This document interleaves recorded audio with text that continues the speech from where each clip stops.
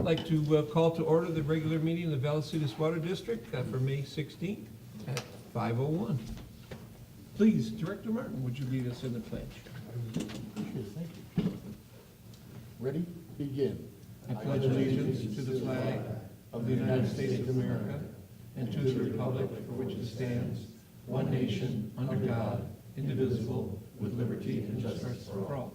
Thank you, Director. Thank you, Mr. President. Thank you. Yeah. Roll call, Diane? Director Ellsworth? Here.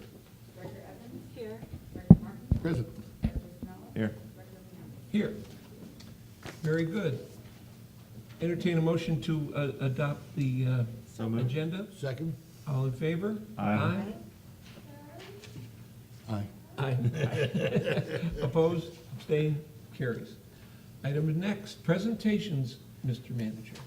Yeah, so tonight we have Chris Palmer from the CSDA here to present an award to the district. And you may remember it was about a couple of months ago we received another award, but Chris is here tonight with yet another. This is becoming a habit coming down here to Yes. see you guys. You so. just, Who's that person with Chris? who's that good-looking lady? Oh, I'm sorry, what's that? Who's the person with him? This is Joe McKenzie, Oh, who's on the Vista Irrigation District I heard Board, that. and also CSDA board member. You betcha. Ooh, How do you spell your Brought out last the name, big guns for ooh, this big tonight. gun. How do you spell your last name? M-A-C, capital K-E-N-Z-I-E. Oh, okay. And it's Joe without an E. There you go. That's right. So she wanted to be here to honor you, and again, my name is Chris Palmer, I'm the Public Affairs Field Coordinator for the California Special Districts Association. Again, I'm wearing my Special District Leadership Foundation hat this evening, and here to honor you on earning your District Transparency Certificate of Excellence. This is a program that was created back in 2013 as an effort to help special districts promote transparency and accountability to your ratepayers, to the public, to legislators, to the media. And to earn this certificate, basically there are three main subjects that you have to fulfill. One, basic transparency requirements, meaning that all of you guys have done your ethics training and that all of you have timely filed with the state controller's special districts finance transactions and compensation report, which is important. Second, your website requirements.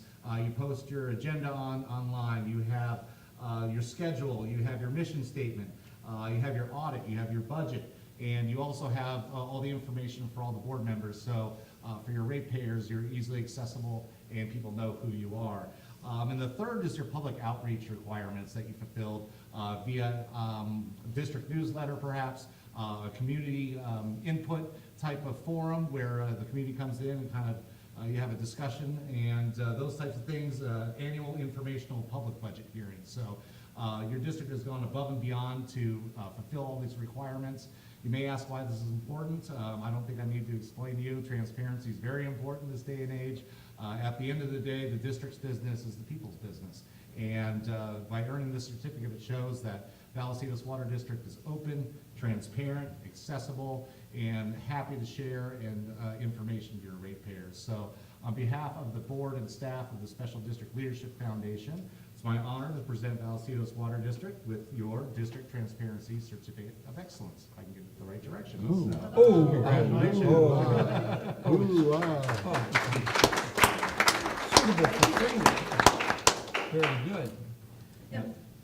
Before we do the photo op, I'm also on the SDLF Board of Directors. So I just wanted to give you a couple, pieces of information. San Diego County has 60 independent special districts, and of those, there are only 5 who have the District of Distinction. You are one of those that has the basic District of Distinction. And there are only 10 who have, and once Santa Fe Irrigation District makes it 11, but out of those, there's only 11 who have gone above and beyond and gotten the transparency. But a lot of the credit goes to your staff because there's a lot of paperwork to pull all these documents together, stack them up, put them together, and get them up to CSDA. So it's no small feat, and it does take some of your staff time to do that. So they deserve, the credit also. And what I wanted to do, SDLF, because I was confused on our program, came up with a really pretty chart that shows you the different programs that SDLF has, and from the Transparency Certificate, District of Distinction, and recognition in governance. I'm going to pass those out, so that way you don't have to ask me next time you see me. Well, Joe, while you're passing that out, Yes, Director. while you're passing it out, may I ask you, are we missing any requirements to move to the next step, which is gold or platinum or something? Okay. So, once you pass those down, at this, and I'll give this to the secretary. At this point in time, according to CSDA records, Vallecitos has the basic District of Distinction, which means that you have the transparency certificate. To move on to what is the next level is the silver medal, coming in second. The majority of the board, which would be 3 of you, have to have the recognition in governance, and that's the 4 modules.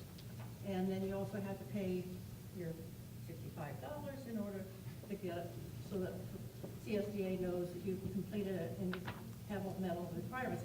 The next level is the gold, and that requires the district distinction, transparency, and recognition and governance for the full board, plus the general manager. And then you move on up. Each one, if you look at it, is in succession. The platinum is in the general manager, would need to be the special district administrator certificate.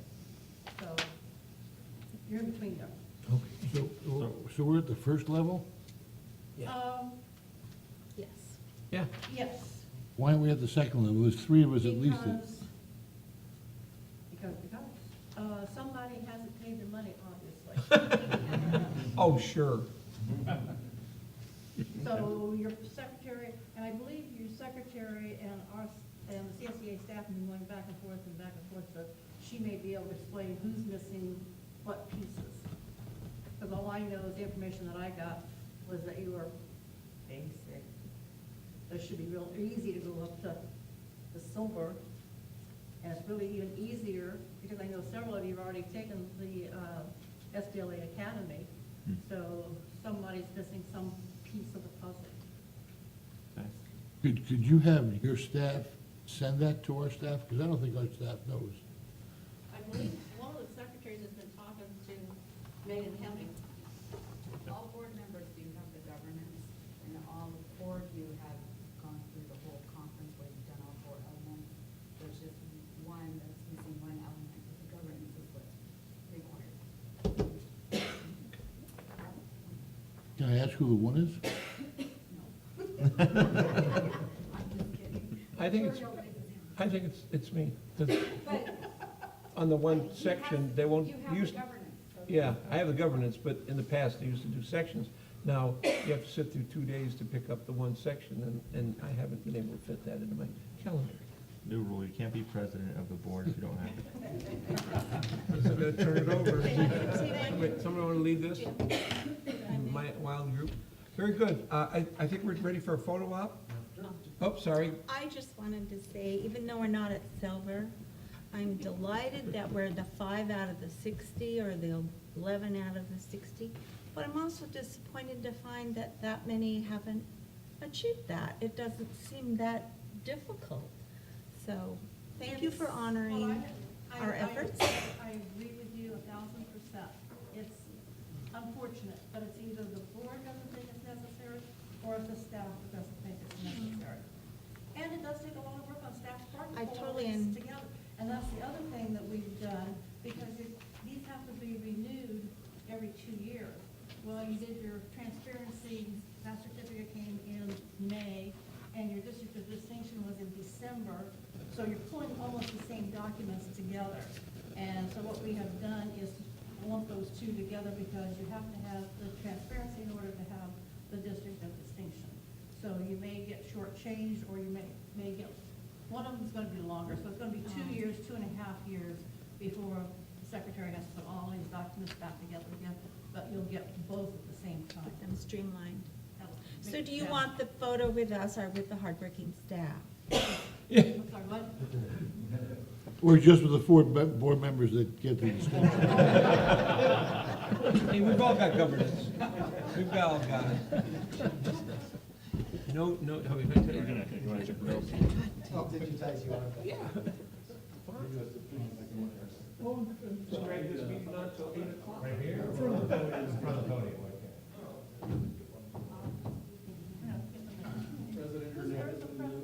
Yeah.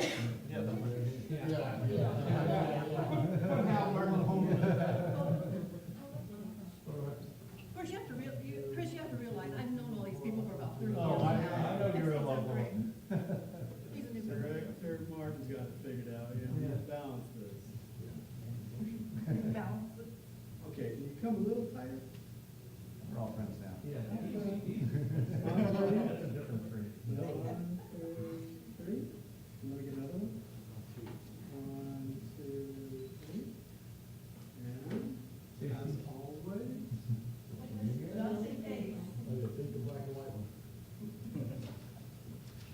I could probably do that. Well, yeah, the Polaroid, you know whether or not it was, you had to take another one. Awesome, thank you. Okay, thank you very much. Congratulations. Good to see you again. Oh, you get to keep this. Oh, do I have to give this to someone else? Good to see you again. Thank you. Thank you.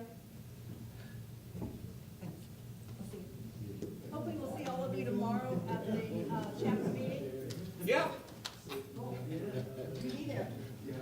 Diana, I didn't mean to hit you on the spot, but I knew you'd fess up. I knew you'd fess up. What's tomorrow, Jane? We have a meeting, don't we have a dinner tomorrow? Yeah. Yeah, we have a dinner. Quarterly. Oh, the quarterly. Quarterly dinner. Yes.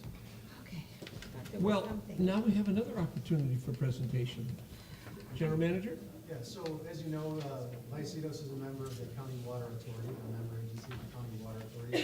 And although we deal with issues at a local level, the Water Authority deals with issues on a much broader playing field. So Maureen Stapleton, the County Water Authority General Manager, is here tonight. She's been gracious enough to join us, and she's going to give a presentation about water issues from the County Water Authority perspective. So thank you, Maureen. Hello. How are you? Good to see you again. First of all, thank you very much for the time. I really appreciate it. Let me get it up and running. Let's see. Can you bring it up to a slide? Oh, it is. Okay. Okay. It works. On one side. Can you guys say that? Yeah, we have. It's only on one It's on my side. screen. Oh, it is. Yeah. Yeah, I'm not sure. We're district of distinction, but visually we're a little impaired. It's just a little slow. It came up. I always wonder, when I'm being asked, I keep thinking, okay, I'm coming, and there can't be anything else to talk about, right? Geez, it's not true at all. And so I want to talk about several things with you. The first one, oops, apparently it's unhappy. Oh, here. Did this move it? No. Does it need to be turned on? No. So sorry. It's okay. No. I know. We're changing our system. Had you been here earlier, you would have seen our engineers have to push that TV in here. Boy, hardship. And I can't get it. Could be a workman's comp claim. Yeah. How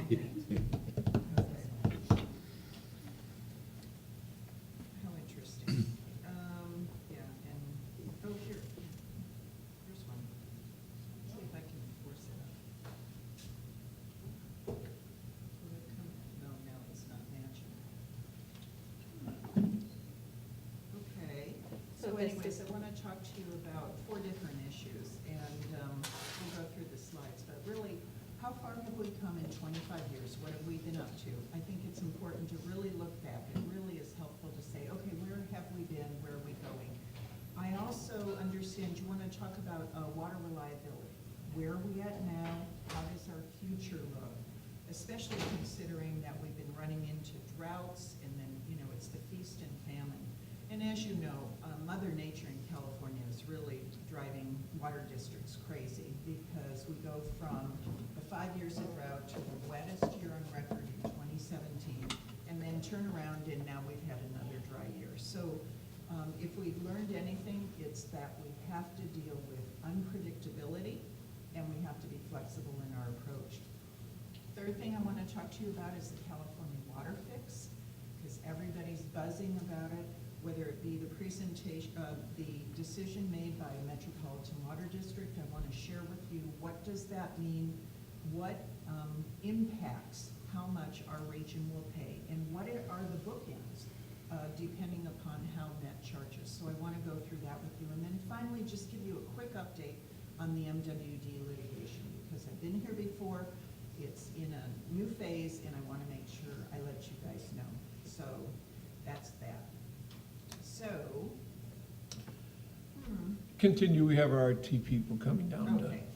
So, the first thing, let's see what it does. Okay, is you remember where we were in 1991, and I think most, if not all of you, were in our region in 1991, and you remember the drought of the 6-year drought and what was happening. And we ended up with a 31% cut in our water supplies for 14 months.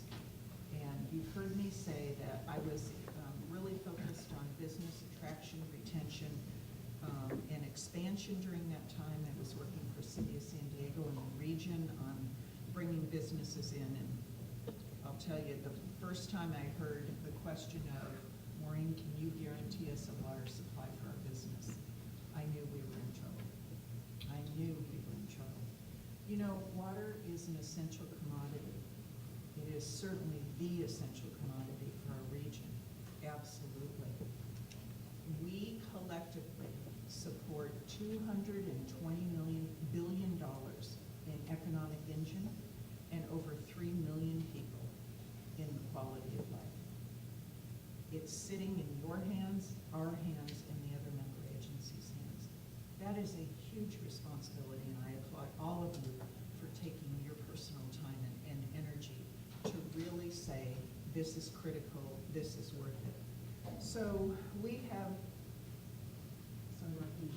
okay. So we have really diversified our portfolio, as you know. We have gone from 95% dependent on a single supplier in 1991, all the way to 40% on that supplier, plus an additional, almost 40% on the QSA, Quantification Settlement Agreement, transfers from the Colorado River, and the remainder, local supply development and desalination. So we are there, and we're continuing to move to a fully diversified portfolio. So let me talk for a minute about There it went. Something's moving. there we go. Wow. So, oops, no. That's okay. He'll be in here momentarily. Okay. So let me talk a little bit about long-term water reliability. And the Water Authority, naturally, we do as you do, an urban water management plan. And you do it in 2015, we've got one coming up in 2020. And as you know, how we do it at the Water Authority is we get each member agency's input and expectations about how much you're gonna use in water, how much local supply you have in that whole routine, and we bundle it up and put it into our regional urban water management plan. So that works really well. Well, guess what, between 2015 and today, guess what has launched in that has dramatically changed our projections for the future? First of all, it is the 2014 Governor's Emergency Drought Declaration. Of course, that had huge impacts on us, and we will all remember that terrible time of one size fits all. Whether you had the water or not, you're getting cut. So that took us over a year and a half to convince the State Water Resources Control Board there was a better way to do it, and that's what turned out to be the stress test, they called it. And that's when we were relieved of that burden of mandatory conservation, and to show them that we had reduced on a per person basis. We had reduced from 1990, 235 gallons per person per day, down to, by 2017, 124 gallons per person per day. So we feel like we're the poster child of water use efficiency. The other thing is, in 2015, naturally, the mandatory water use restrictions that got changed. The other one is the landscape market transformation. How many are really changing out their landscaping? And those are permanent changes in water use that we have to take into account, as you do. And then finally, behavioral changes in water use. That's the fourth one. And that really is, you don't see hoses running without a shutoff. You don't see too much overwatering anymore, where it's running down your gutters. I mean, people have really understood now the preciousness of water and really what's happening. So that's really good. So we decided to do what we called a reset, and that is, we don't believe 2015 accurately reflects our future anymore. Hi. Sorry to interrupt. Ann? We can't seem to get it to work. See that it doesn't show up on your screen.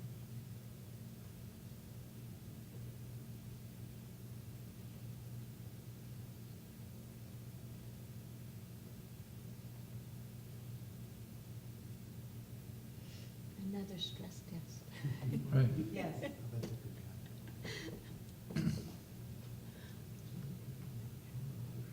See, it's, If there's any doubt, it's up we on need the a new side of system. the slide. This, Yeah. this nails it, huh? Remaining slides. It's showing, yes. Yeah. Like But for whatever sabotage to me. reason, it's like, no. It's intentional sabotage. Oh, CalPERS update. I'm happy to talk about that. Yeah, right. Please hold. We're having a whole workshop next week. Are you? Yeah. Yeah, we've been doing, sure. Where's your? Yeah, I don't know. Oh, here, on this one.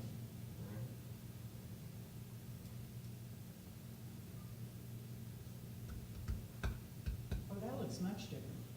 At least I have that now. So that's a start. Oh, ta-da. Yeah. And then, is that gonna work? Oh, look at that. He's brilliant. Uh-huh. Okay, we'll keep it. Yeah. Good hire, Greg. Earned your keep today. Still in this probationary period. Yeah. Okay, so, let's see, oops. So, I just want to show you, this is the pie charts that we were talking about earlier. So, these are the four things that have changed dramatically since we last did the urban water management plan. And here's our new, what we call new forecast, or the reset of the forecast. And as you can see, we originally in 2015 thought we would be along the green line. And now we are projecting to be along the red line for the reasons that we all talked about, which is many, many changes. And so you can see that it is a reduction of about 60,000 acre feet of imported water or water authority water that's going to member agencies. So here is our new water supply portfolio. And I do want to talk a little bit about it. The 2017 is actual, and that's the one I talked about. About 40% now comes from that, and about another almost 40% comes from the Imperial Valley and Colorado River. But look at 2025 and how diverse we are in a variety of ways. And 2035, that big purple at 4 o'clock is the City of San Diego's Pure Water Program, East County, Padre Dam, a water purification program, and some others, smaller ones. Now, this came out of what we call verifiable projects, meaning that, such as the City of San Diego has already adopted their EIR, we anticipate it'll move forward. But what it tells you is, in the yellow, which is the MWD water, we have plenty of room to make that bigger or smaller, depending upon what the member agencies ultimately do. And I want you to hear very clearly, the water authority is not acquiring more water than what we have. We've done our part, and now any new water being developed is really being developed by our member agencies. And so that's where that portfolio is really becoming diverse. And we're pretty excited about that. So you asked about water reliability. So with the new forecast, these are in thousands of acre feet, what we anticipate in 5-year increments through 2040. And let me show you how we build to it. This is what the Water Authority has between our QSA water coming from Colorado River and the Carlsbad desal plant. We have 330. Then on top of that is the member agency's verifiable local supplies, meaning EIRs are done, they're moving forward, we know they're going to be happening. Then the next increment in the green is member agencies, what we call additionally planned projects and local supply. That's where it's beyond conceptual, they're spending money, they're moving forward, but not quite sure it's going to happen. So we toss that out. And then finally, this is the blue, which is the required MWD supply. And that is obviously if all additionally planned happens, which may or may not happen, but at least it shows you how we're kind of stacking it up. Okay? So now the question comes, what about another 5-year drought, just like we had? Because it's easier to do it in normal than it is to do it in multiple-year drought. And I do have one on a single-year drought, but that's not where the challenge comes. The challenge comes when you've got 5 years in a row. So this is an increase. We anticipate an increase in demand. And the reason you do is because, you know, it's warmer, hotter, and there needs to be more water. Here's our 330,000 acre feet of desal and Colorado River. Here are the member agencies' verifiable local supplies. And these numbers go slightly down because the yield in the storage starts getting smaller and smaller. Because if we're in a multiple year drought, you know, they're taking water out, but eventually there's not water to be taken. Oops. And then the green is the additionally planned projects. And then you can see we're upping our game in taking MWD supplies because we have less and less supplies there. And then finally, this crosshatch area is actually what our water rights are at net. So let's say additionally planned doesn't come as significant as originally planned. Let's say in 2035, instead of 137 acre feet of additionally planned projects, you only have 100. You can see we have more than enough water rights at net where we can cover it. There's where your guarantee is. There's where your communities can make independent decisions about how they want to develop, and our job is to make sure the water is there. And what I'm telling you is the water is there. So that's when you know, San Marcos or anyone says, this is how I want the general plan, and our answer is water is not the issue that will change it, limit it. That's a local decision. Okay. Oops. Okay. So, oops. Let's see. Okay, the water fix. Everybody been reading the papers? Yeah, so it's like, okay, we're moving, but we're not sure how much it's gonna cost us. And I wanna talk about the cost impact. First of all, these are the key points you need to understand. The cost to the Water Authority in our region and what we end up putting on your bill really depends on, number one, what's our demand at MWD when the charges start, and secondly, more importantly, how will MWD actually recover their costs on rates? And I'll talk about that in a minute. But it is how do they apply those costs and to what rates they charge. In Met's planning documents, they've assumed that water fix is recovered on transportation. And that's a big issue because if it's solely on transportation, it is 24 times more significant to to our region in costs than if it goes 100% on supply. So if it's all on transportation, we've got issues. So let me show you a timeline and some of the concerns we have. In August of 2012, Met's assumption was that the Twin Tunnels, their share was $3.5 billion. And they said at the time it was about $5 a month. That's what it would be to the region. Then in October of 17, last year, they approved a $4.3 billion commitment, their share, which was 26% of the total project for the Twin Tunnels. And they said during that time, it's between $1.90 and $3.10. Now, how they increased it by almost $1 billion and it went cheaper, we're not sure. Then at the Aqua Conference is the first time we heard, oh, there may be a phased-in approach. One tunnel, phase one, and someday we'll go back to phase two, which is the second tunnel. Then in February, DWR actually verifies, yep, we're doing a staged approach. We're going to build a single tunnel due to lack of commitments from Central Valley Project. And you know that's the farmers predominantly. And they're half of the take from the Bay Delta. So when they didn't come through and said it's too expensive, we can't afford it, everyone was focused on just the State Water Project side and said, okay, we'll do a single tunnel then because we don't have the need for the other. Then on February 12th, Met actually, their board discussed, okay, staged approach for the first time.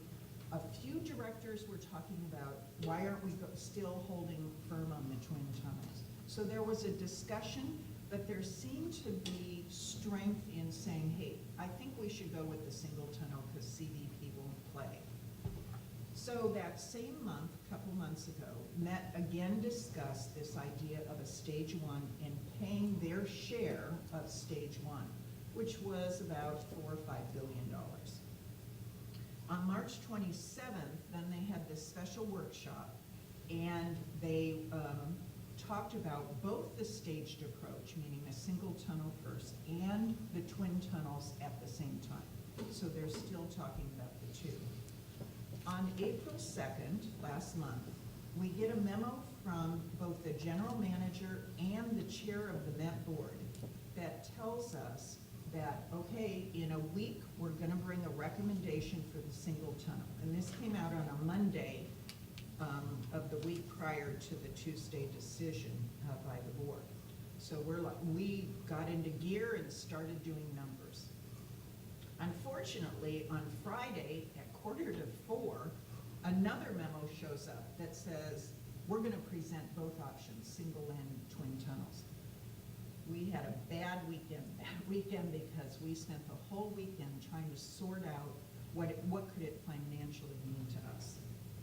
So on April 10th, the board approved, instead of the $4 billion or $5 billion, at least $10.8 billion of MWD funds for the Twin Tunnels project, plus an undetermined share from the other state water contractors, and I'll talk about that in a minute. But the kicker to this was this. They said $4.80 a month per household. Now, you saw them go from 3 to 4 billion to 10 billion, and it's $4.80. So we're like, okay, we don't understand what's going on here. How can this be? So they, in their action on April 10th, committed to pay for 64+% of the entire Twin Tunnels project. The entire project, not just the state water project side, both sides now. And that 64% is worth just under $11 billion. But the total commitment per the resolution is uncapped because the board gave the general manager sole discretion to determine what the final cost would be. And he does not have to return back to the board to agree to it. Then in addition, they authorized to negotiate agreements with to assume additional cost obligations from other state water project contractors, meaning not everybody, all 28 state water project contractors, not all of them signed up for the twin tunnels. And so there's still gaps. So the board said, well, if you have to go buy their rights for the new twin tunnels, go buy it. And that would increase Met's cost to 71.4% of the total project, or just under 12 billion. That scared us even more. So this is a net chart. This came directly from Metropolitan, and you see option 1 is a single tunnel, option 2 is the twin tunnels. If you see MWD capital costs, if they did a single tunnel, it's $5.2 billion. If they do twin tunnels, it's just at $10.8 billion, just under $11 billion. But I want you to look at the bottom of this. Option 1 and option 2 provide exactly the same water benefit, no matter which one it is. So you gotta ask yourself, why would you pay $5 billion more if your benefit doesn't change? And that's where we're sitting right now. What would make you, instead of paying $100 an acre foot, what would make you want to pay $200 an acre foot? Because that's basically what they've done. It's doubled the cost of their yield. And I want to reemphasize again, this is Met's chart that was shown when they made the decision. So that gets us worried. So let's talk about what does it mean to San Diego? Because as you can imagine, Met talks in very broad ranges, which is Southern California, your cost will be. But for each region, each agency, the costs are allocated differently. So let's talk about it. So you can see in the first set of numbers, if Met assigns it to total transportation, 100% of these costs to transportation, the impact to the Water Authority is between 136 million and 246 million. And the only difference in these two lines is you can see water purchased, Water Authority MWD purchases. We did it in a range of 10,000 acre feet all the way up to 16,000 acre feet. Do you see that? Okay.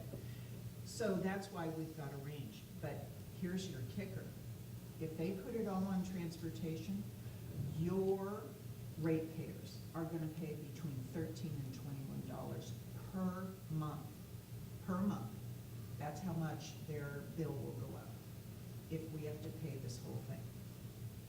Scares me out of my wits. If they put it all on supply, it's a substantially reduced cost to our region because we're not buying much water. And the difference is between 55 cents to $4.38, depending on how much water we buy, per household per month. And the reason we did it this way is because Met hasn't decided, and to be honest, they can't commit future boards to a decision about how that cost is allocated. So we decided to do bookends. If they put half on supply and half on transportation, you just half that number. You have, instead of $21, it's $11. So I'm hoping this gives you some sense of what our exposure may be, depending on how this all plays out. I hope that's helpful. So I do want to put a caveat in here. There's different assumptions, and clearly these costs could go down if the project is cost lower than $16.7 billion. They're doing a, 35-mile twin tunnels in Pete under the Bay Delta. I'm willing to bet it's not going to go down. O&M costs being lower. Maybe they could recover a significant share of their costs through what's called readiness to serve, which is, that is on a rolling scale and goes down as you buy less and less net water. Maybe our member agencies create more local supply, which means we'll have less purchase at Met. Maybe there's a lower interest rate or inflation rate. The rates we used were the same rates that Met used, which is 4% to 8%. And that's why you see those ranges in our number, our impact, it's 4% or 8%. Ag contractors wake up and agree to pay some share of this cost, or that would get state or federal funding. You know, that they kick in several billion, and the bill is lower for us. Now, it could increase if the water fix project exceeds 16.7 billion. We only did it on 16.7. Construction materials, unknown geological conditions for the tunnels themselves. If the O&M costs are higher, if there's delays, legal challenges, or if they do assume greater than 64% and the 71%. If they end up taking the whole shebang, you know, 80, 90%, we've got different numbers. So, okay, so that's water fix. Now let's go into rate litigation real quick. So I've been to you a couple times. I'm back just to tell you what we're doing on rate litigation. So I've heard people say, well, our region got nothing out of the rate case. We lost everything. And it actually is not true. There were 10 key issues that were involved in the rate case, and we lost one of them, a big one, the state water project, that they could take those costs, and when they charged us for moving water through the Colorado River Aqueduct, they could apply those costs on us. We lost that big one. But we won basically 7 others, and I'm going to talk a little bit about a few of these. And then 2 of them are being remanded or returned to lower court for final decision. One of them's attorney fees, and one of them's what's called offsetting benefits, and I'll explain that in a minute. So let's start with the water stewardship rate. If you recall, they applied the water stewardship rate to transportation. The lower court said that's a supply rate, you cannot charge it on transportation. Met said they could, and the appellate court agreed with us. So Met owes us $44 million from 2011 to 2014. From 2015, they owe us some money because it's passed, but in 18, 19, and 20, they've agreed not to charge us because it's now illegal. And for the 2021 to 2047, which is the end of our Imperial Valley transfer, that would result in another $400 million of avoided costs. That one issue alone in the rate case is worth about $500 million to our region. I don't get charged by Met. I don't have to charge Vallecitos, and that's really important. So that alone, $500 million, that was worth it. Let's talk about 2 other things that they did. They also were told you cannot withhold local resource project incentive money because this agency is suing you. That is illegal. So MWD wrote a letter, and they promised the Water Authority and its member agencies will have full access to the LRP funding just like all other Met agencies. Because remember, we couldn't even apply for local resource project incentive, and we couldn't apply for conservation incentives. They said, nope, you sued us, you get 0. But, oh, by the way, you still have to pay into the fund. You just can't have any money.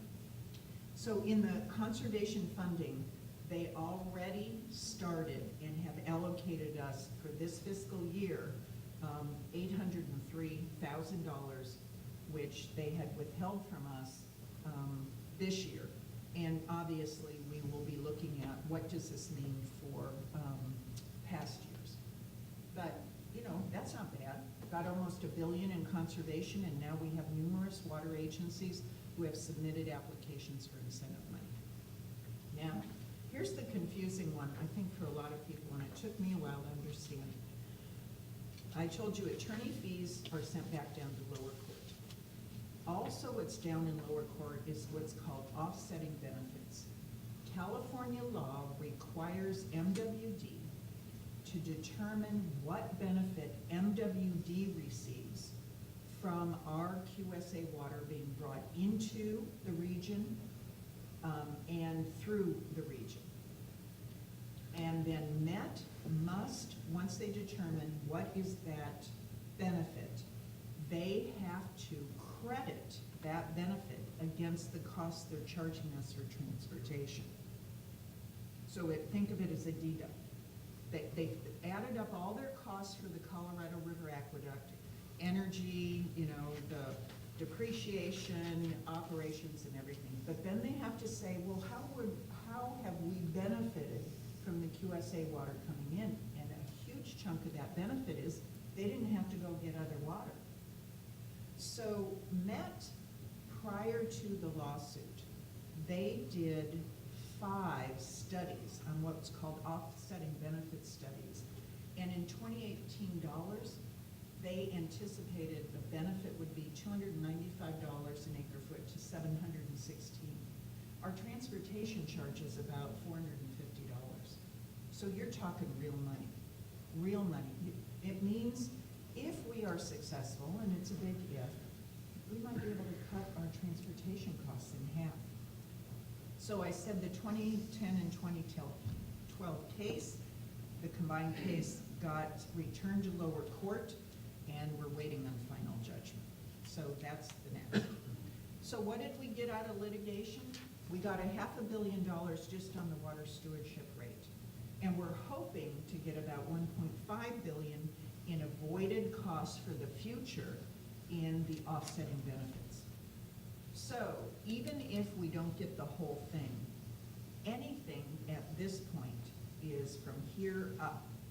One thing about the lawsuit is, and I've said this to people, in the lawsuit, if we lost everything in the court, we'd be status quo. And anything we get, we're benefited. Metropolitan, their position is they have to win everything to get status quo. And any loss to them is a deduction from status quo for them. I think that's why we keep talking about why it's important for us to finish this lawsuit. Oh, and one more thing. We feel it is critically important to get an answer on this lawsuit because it will have huge implications on any future consideration of a lawsuit. We have all these lawsuits stayed in court, suspended in court. We may not need them if this one comes down. We may say, hey, good enough, we got our answer, we're good to go. But the law now says if you don't put in these lawsuits every 2 years, you lose your opportunity of recovery. So that's why they're all suspended. We're not spending any money or time on them at all. So that is it for me. I hope it was helpful to you, and of course, I'm here to answer any questions. Questions? Yes. I truly commend you on the job you're doing down there. That's a very difficult job. My question would be, how does the money coming back from Met at some point in time Yeah. going to relate to a reduction in water costs to us from you? And where will we see that? Yep. When will we see it? And there's a number there that we can actually tell people. Yeah. When does that happen? Right, so if we don't finish remand, we don't have final judgment, and we'll never see that $44 million check. So you have to have final judgment for them to actually be obligated to make the payment.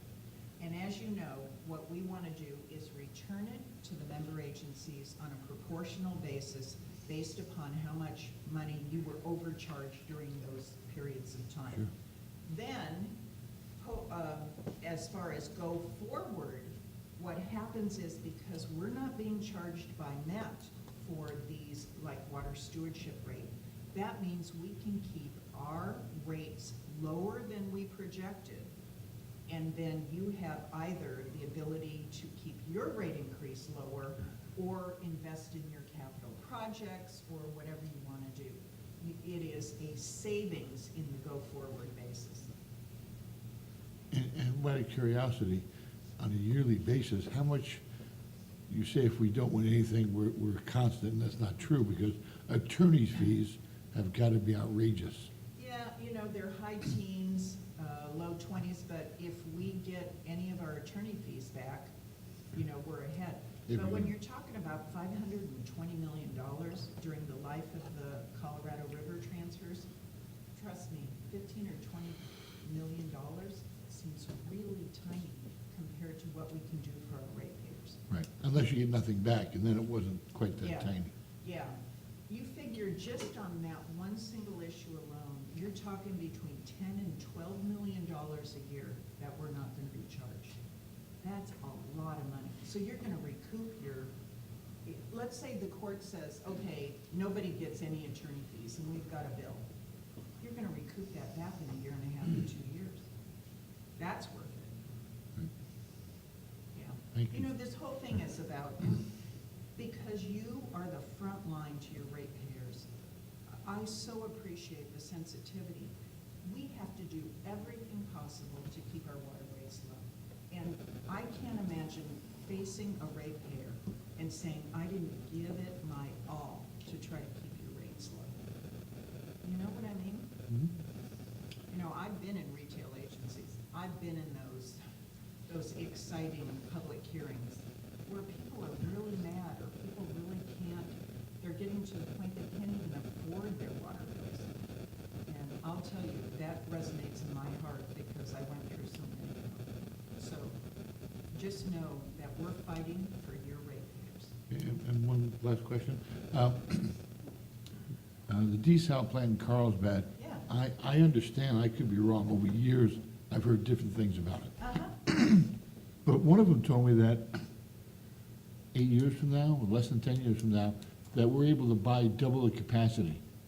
You're able to double the capacity at that plant. At Carlsbad? Yeah. No, no. We are landlocked, and we might be able to increase the efficiency of the membranes in 7 to 10 years, where we eke up a little more, you know, or it becomes cheaper for us. But no, we are locked. There is no, we have no anticipated expansion, and to be honest, I don't think we have room for expansion. That's it. That thing is locked in. So, Thank you. yeah, please, wherever you heard it, no, there is no doubling. That you can see even in our 2035 and 2040, you may have heard about I did notice Camp Pendleton as an option. That's not in there either, because we've done our work on acquiring water supplies. Now our member agencies want to diversify their supplies locally, and so we're partnering with them on the next set of water. Thank you, Okay. thank you. President Hernandez, if I may add, so Vallecitos does have an agreement with the county water authority to purchase a certain amount, and that's a 10-year agreement. At the end of that 10-year agreement, we have the option to double our purchases of the plant's capacity. Oh, So that's the it. plant isn't doubling its capacity, but we have the option to get twice as much water as we currently do. That makes may be sense. what you're hearing. Yep, that makes sense. I'd forgotten about that. Then my question would be, we're at 27% of our needs right now. That could be 54% of our needs, is what I'm guessing at. Roughly, yeah. But it takes away from other people's, Yes. because we're just buying more direct Right. and taking away from the other agencies that are getting part of it It now. doesn't Right. change the regional supply, it just Right. changes. And are we the only ones that have such a deal as Carlsbad? Because they have a direct, Carlsbad, I think, has the same Yeah, I provision think in theirs. your provisions are pretty close to each other. so that means that basically Carlsbad and Vallecitos will take all of the water. No, Well, you're a small amount. Yeah, combined, we get 6,000 acre feet per year, so if we doubled it, both Carlsbad and Vallecitos, that'd be 12,000. They do The plant puts out 55. 56,000 acre Gotcha. feet is its So max. There's plenty of water for the region. Yeah. Thank you, thank Yeah, and you if very you're much. getting it directly from desal, that means we're not serving it to you, so it keeps the region whole. It's just, you need to make both a diversity decision and a cost decision in the 10th year, right? Yeah. Yeah. Thank you. But I'm so glad you raised that, because I'm thinking, where did that come from? Great, perfect. Is there any view in the future of eliminating water from MWD. No. We will always have to demand, so not demand it, but rely on some portion. We put $3 billion into MWD so far, and we now have a strong water right. That was, oh, by the way, this lawsuit also moved our water rights from 18 to 24% at MWD. We never, ever want to give that up, because you never know, something could happen. We need more water, we have development we didn't anticipate, and we want to go back to MWD. Now, with, this is the first year that it looks like the crossover of costs between MWD and the Colorado River supplies happened in 2019, 2020, meaning that they're now going to be comparable costs. But for us, why would we ever give up that option of being able to go and get water from them? Okay. Yes, First, I'd like to thank you for taking the time to come up. We all really appreciate it. I think I speak for everybody. My great pleasure.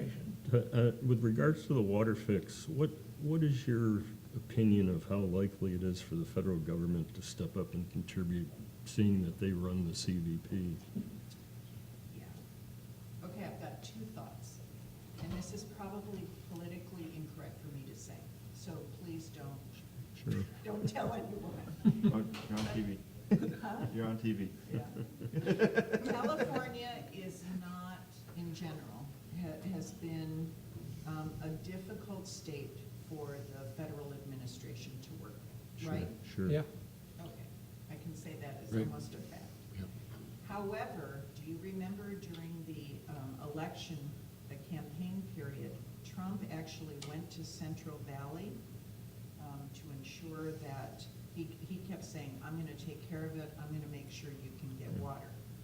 That's the piece that I think has potential hope that they may toss some money to the Central Valley project side Right. of the project. It seems to me like so far their argument's been pretty weak, because the CVP's administrators have basically said, well, it's not giving us any more water, and we have enough reliability for our core customers, which is environmental and some of Yeah. these other things. So, I mean, if you really look at it, none of us are getting a guarantee of more water. It's all about reliability in this I'm project. so glad you raised it, because that number of 400 or 455 isn't new water Right. that Met's talking about. Everyone believes because of the ecosystem in the Bay Delta, there will, without any activity, any change, will be a degradation in water supply over a period of time. We all remember when the Delta smelt ended up swimming in front of the Tracy pumping plant, and that pumping went to a zero for a long time while they hung around that area. So that's what they're talking about. They're talking about the ability to maintain 400 to 450,000 acre feet that they believe they might have lost had there not been any project developed. Couple other real quick ones. How likely do you see other state water project contractors stepping up and sharing in the cost with Met? I think it's much more likely on the state water project side than the CVP side. And the reason is the urbans are on the state water project side, the ag's on the CVP. And I've heard from numerous ag agencies, it's too expensive. They cannot afford it, given their economic analysis. And on the desal, the Carlsbad desal plant, how likely is it that maybe Glenn has an update on qualifying for LRP kind of after the fact? Right. And so actually that is in discussions with MWD currently. And so, yeah, that's something that we're looking for. Vallecitos has submitted, we've submitted, Carlsbad submitted, so we're pursuing. And so keeping my fingers crossed, but we'll get an answer. And what would be the value of that? It's about Three or four, $350 an acre foot. Yeah, they have three different programs, and depending which one you put in for, but 3,500 acre feet at anywhere from, I think it's 240 up to $475 per acre foot, depending on the term. It's over $1 million a year. Yeah, So it's it's real significant, money. yeah. That's why we're actively pursuing it. Very good. very good. Thank you. Yes, Yeah, thank you, Maureen, for coming down and spending time with us. Certainly appreciate it, and I've seen different variations of this from you and others from the Water Authority, so it's not necessarily new, but I'm not, I don't have a really good understanding of how MWD, kind of fits into all this, but is San Diego County, is the Water Authority considered a large customer for MWD?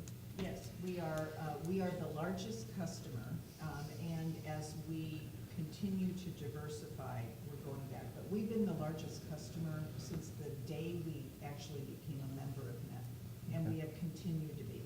Now, Los Angeles, when Owens Valley went completely dry, they came rolling on with a vengeance and bought a huge amount of water. And so when it's at that extreme level, they may outpace us, but it's usually for a single year or maybe a couple of years.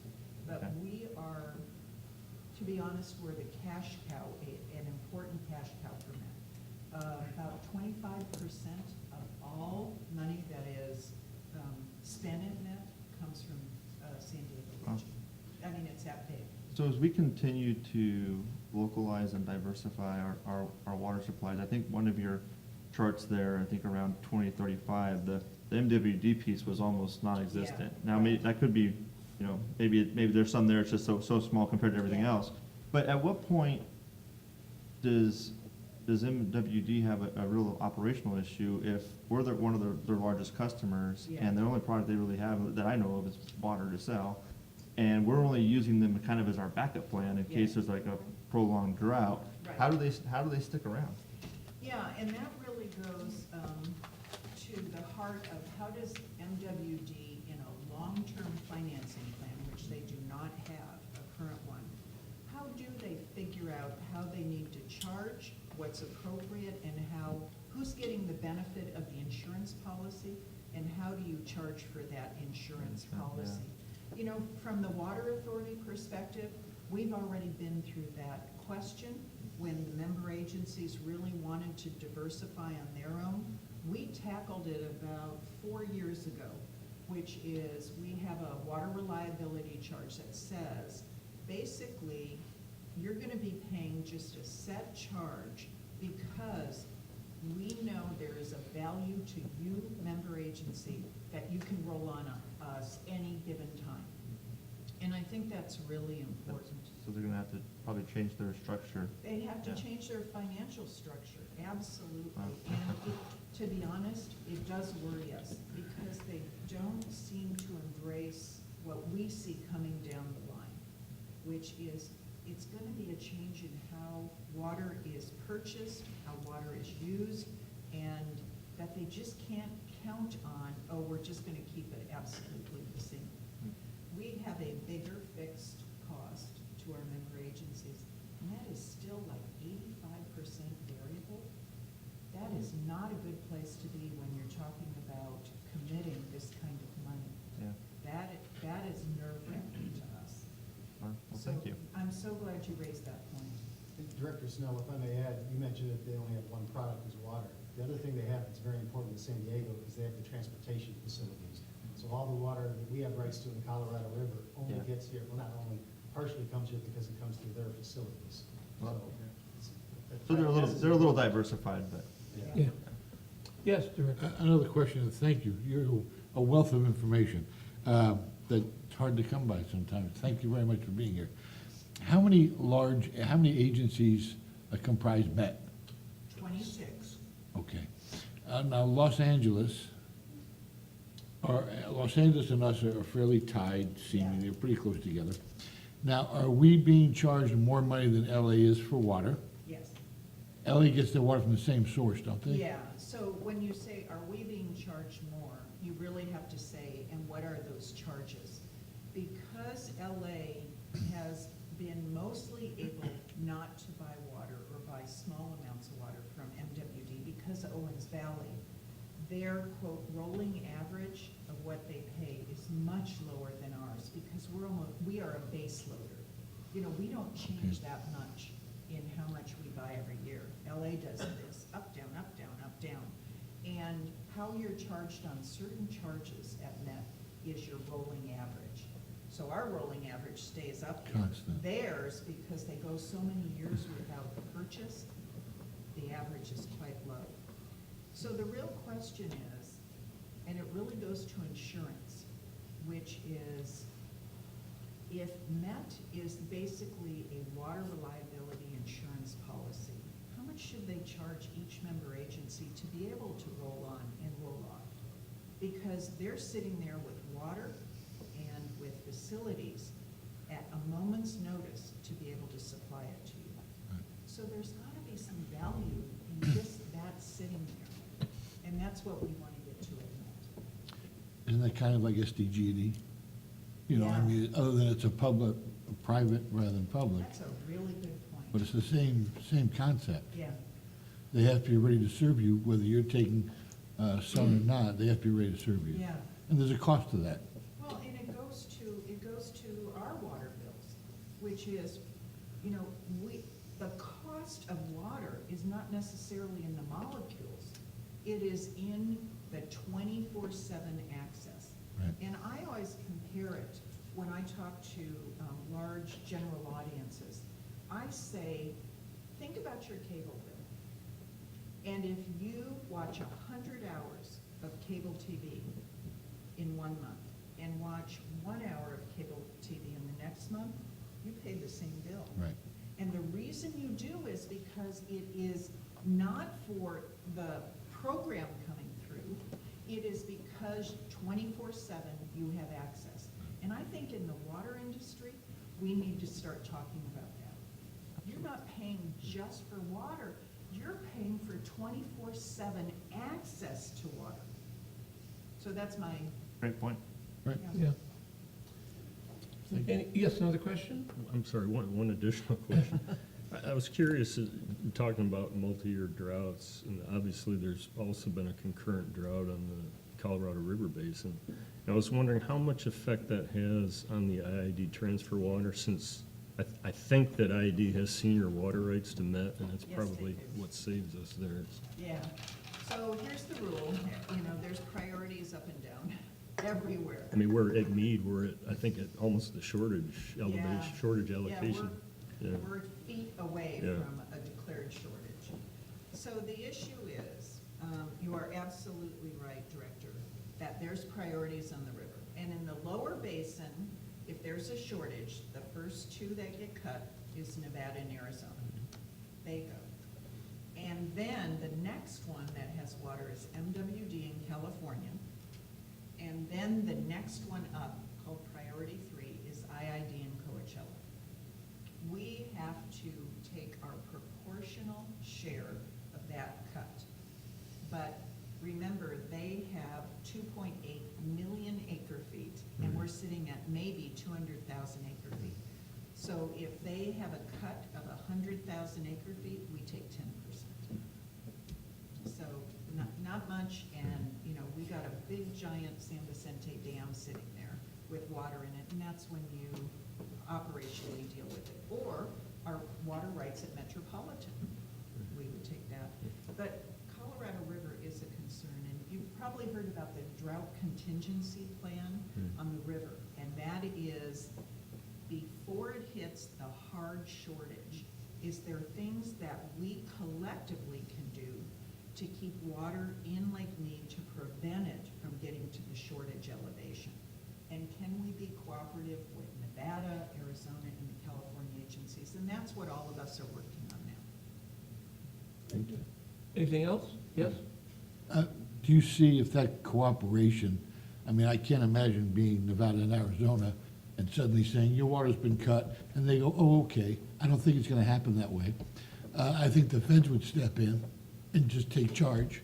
Yeah. I think that would probably happen. So it really behooves us not to let that happen. Yeah, even just the cooperation, why would you watch another state? I don't think Nevada would take a cut, because they've got 300 and some thousand acre feet. They're using the 200s, so even though they may take a cut, it may not be in the annual need that they have. Arizona's been putting water away in the groundwater forever, but in the end, my much better to cooperate and try to find an alternative everybody can live with, where there's a little bit of pain for everybody, than to have, as you said, Director Martin, the idea that somehow that cup comes down and, to be honest, all hell breaks loose in the lower basin. Yeah. That is not where we want to go. Thank you for coming. Very good. Thank you so very much. I don't think we have any other further questions. Again, wonderful presentation, very informational. I just wanted to express my appreciation. It's been a very busy schedule. It was very kind of you to come. It's Thank very you. informative. My pleasure. I hope the audience enjoyed it as well. Yeah. Thank you. Thanks. Thank you Thank very you. much. Very good. Moving on to any public comment, Diane? She gave you the. Yeah, no, I'm getting to that one.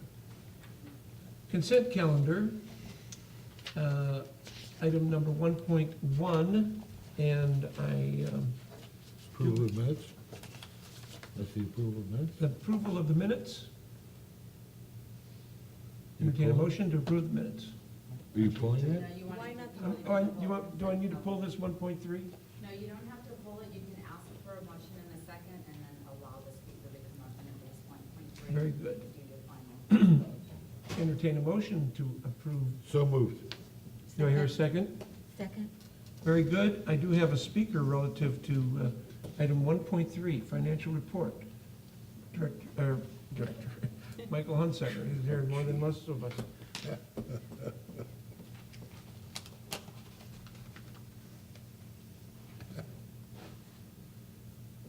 Michael Hunsaker, 115 Question Court, San Marcos. I was looking through the report, and a couple of things came up that sort of were curious to me. One is on page 16, where we have the discussion of the water sales. And there's residential, irrigation, agriculture, and hodgepodge of everything else. What is irrigation? Is that residential irrigation, park irrigation? What's agricultural Well- irrigation? It seemed to be a little undefined, a little strange. And on page 15, where we have the actual meters, that appears to be representative of the whole as to where our water goes, but when you have 2-inch meters serving many, many apartments, each,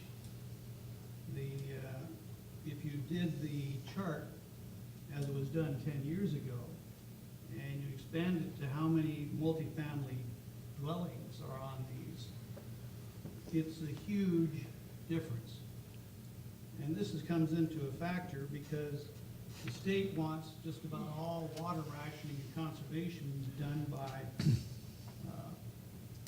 single-family dwellings, and may largely exempt many multifamily dwellings from any rationing.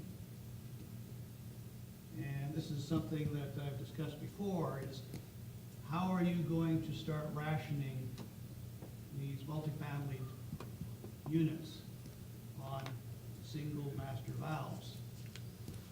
Supposedly, there was thought, at least by sometime this year, there was supposed to be no more master meters for apartments, but I haven't seen that in.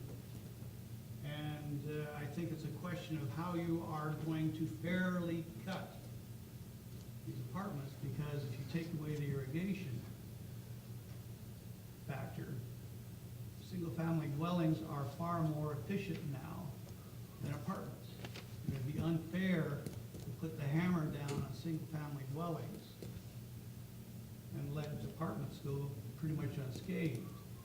It would be appropriate now, since you are not banned from conservation efforts, to ban the use of master meters on new developments.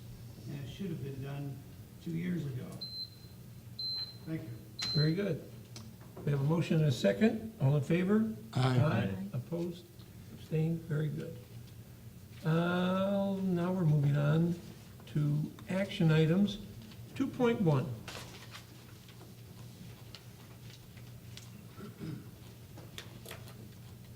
Thank you, President Hernandez. So usually I'm here talking to you about either public information or water conservation. Today I'm here doing my third hat, which is agricultural water. And before I get into the specific case of Bobby Case, who's actually here, will probably want to talk on the item, I'll just give you a little background on agricultural water. Metropolitan Water District that Maureen was talking about has provided an agricultural water discount since 1958. Back in October of 2008, MWD decided they weren't going to implement that anymore. They were going to phase it out over 4 years. And in January of 2013, they actually canceled their ag program.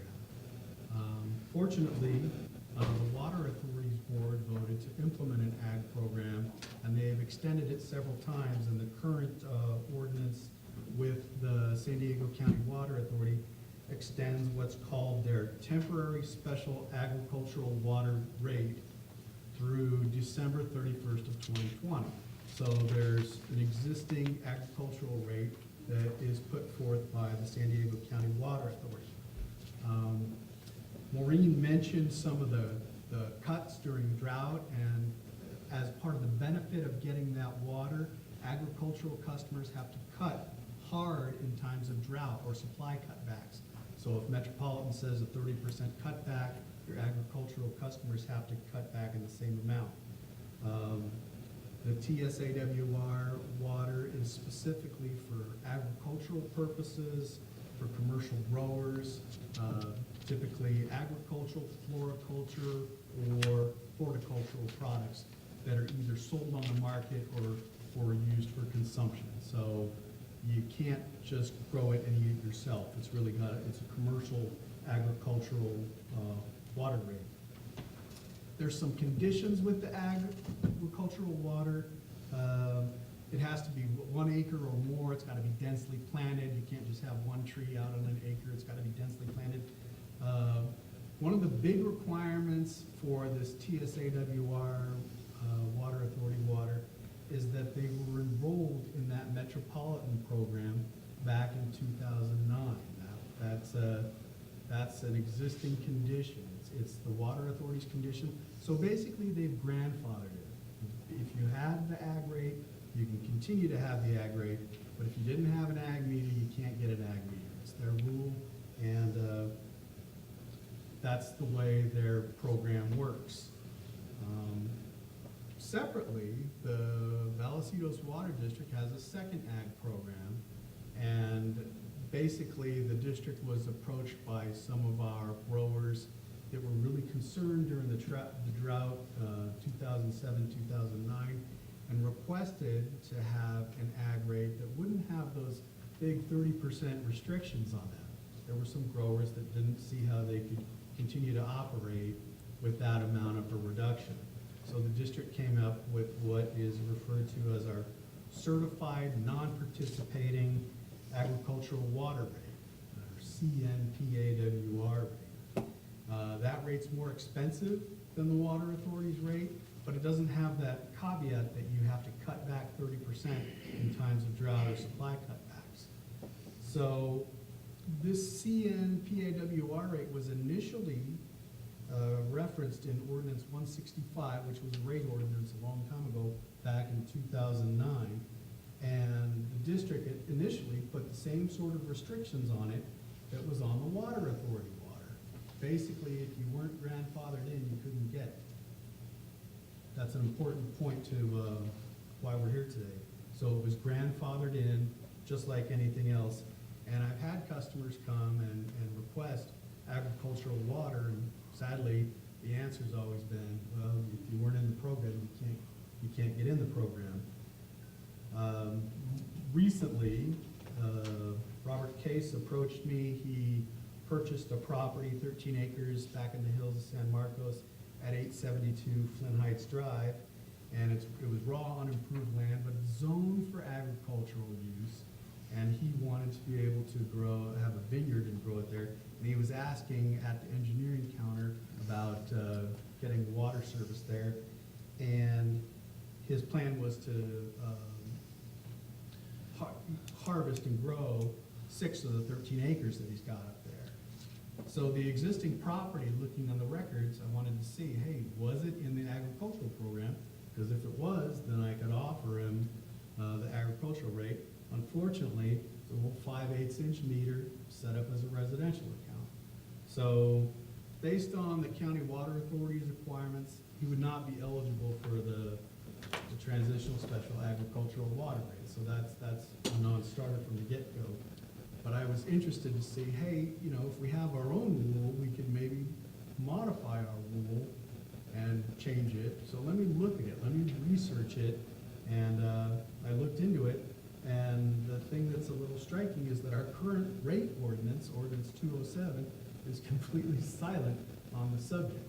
So we had these old ordinances that said that you couldn't get it unless you had it, but as time has gone by and these ordinances have been repealed and replaced, the text gets modified over the years until we reach this point where ordinance 207 is basically silent on the subject. And so I don't know specifically what to recommend on that one, and so I want to bring it to the board for consideration, clarification. I think the ordinance needs to be clarified and updated. There's probably a decision to be made on whether we would let customers into the ag program. I think there's a couple gentlemen from Hokuto, Tinoco that want to come up and talk on this subject that have, they have the mushroom farm that's here local, and they may be interested in agricultural rate, which would help them out. And obviously Bobby Case is here to talk to you as well. Staff can make a report. I think I need to work with the attorneys, probably to update the ordinance and spell out exactly what needs to be done, but looking for some direction. And General Manager Quim, is there anything else you wanted to add? No, I think we're just looking for board direction on how we want to move forward on an issue that isn't really clearly spelled out or addressed in our current ordinances, given the requests and the interest we have in the program. Very good, sir. We do have 3 speakers. I got Can I ask a question, question. Sam? Oh, go ahead, yes. Chris, I'm a little concerned. Did we have an ordinance at some point in time that specified it? Yes. There's Okay. been ordinances. It's just the most recent one doesn't have it in there. It's just Because silent. it's generally accepted. For instance, there are still towns in this country that allow hanging, but it's illegal because it's generally accepted. Is that, I mean, I don't understand the question here, to be honest with you. It's because that was the rules that were enforced, because we didn't continue talking about it, doesn't mean it's still not enforced, does it? Or is that why you're here? Well, typically, I would want to, if I was gonna deny somebody access to a specific type of account, I'd wanna point out to where it's codified and say, here's why I can't give you the rate. It's an ordinance right here that was approved by a board of directors. There's currently no ordinance that says that I could or could not. The ordinance is silent. Okay, so our old ordinances are null and void. They get repealed and replaced, and it set it at a certain time, but it doesn't, the existing ordinance is silent. Yep.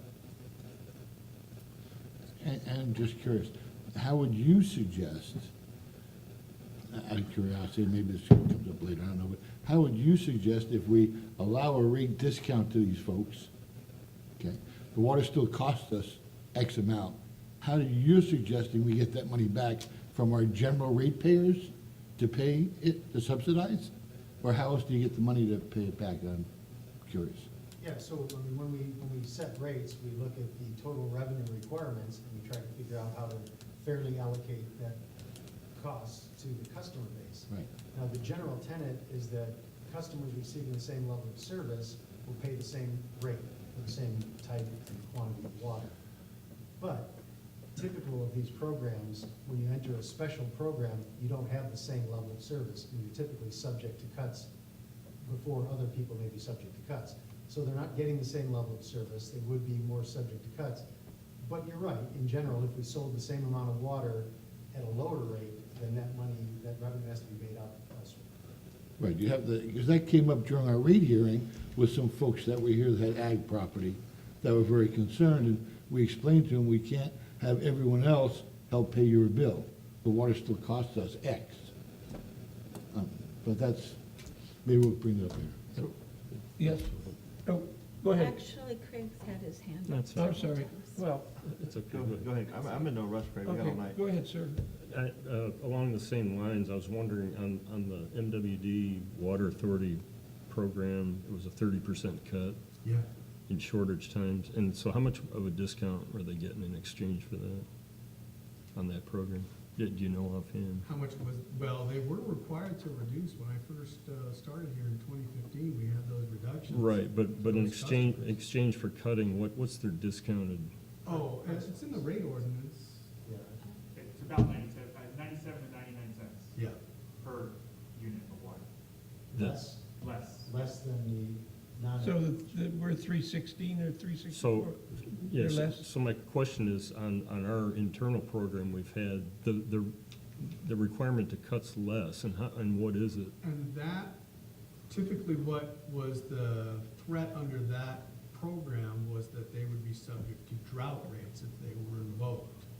So they weren't cut in So they weren't cut, quantity? they were subject to the drought rates, but the existing rate ordinance doesn't have a drought rate. So there's not necessarily a hammer on Vallecitos's ag rate. Vallecitos's ag rate is currently set at the same as our tier two. It's just a tier two, and a agricultural customer would have tier two flatlined. No, okay. No matter the level of consumption, it would be tier two.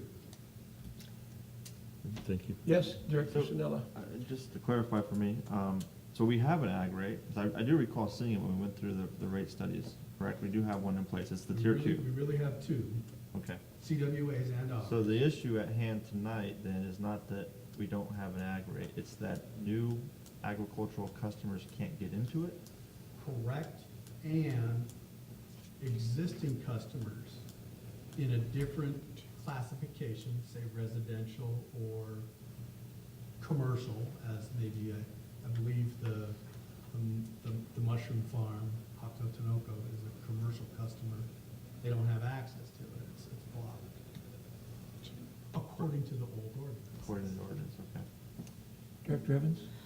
Okay, it seems to me that what's in front of us today is actually a recommendation that we bring this back for an actual full presentation, and rather than get into all these little questions right now. I'd like to recommend that we do bring this back on the agenda, and you provide a list of pros and cons and the history that's behind this. And would be happy to hear the people speak now, and if they want to come back then as well, because there's a lot of questions that in this, and I don't think we're doing it justice at this moment. I think we could do better with a full presentation of what the history and how the ordinance changed and what we would like to accomplish. Director Evans, you're right. This was really to gauge the board's interest in whether we should pursue this, because it's a fairly extensive amount of effort to go back and prepare an ordinance, look at old ordinances, and look at rate impacts and things like that. And if the board had no interest in it, that's just something we would leave the ordinance stand the way it is. But we thought, based on the interest that's being expressed, we thought it was worth presenting to the board. Well, I would like to recommend we do, and I am interested. These fall in my division, but there are a lot of people who have taken their acreage and they do want to do the small vineyards and things like that. That was not really an option, or certainly as viable an option, I think, in 2009, if that's our cutoff date. So I would really like to look into it. I hope the board would support that. Yes, we're definitely going to hear from the speakers before we make any decision about what to do. So, Robert Case, patiently waiting, thank you.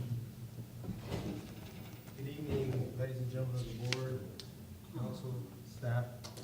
My name is Robert Case, and I'm here to address action item 2.1. So, thank you, Mr. Robbins. He addressed a lot of what I thought I would have to present to the board.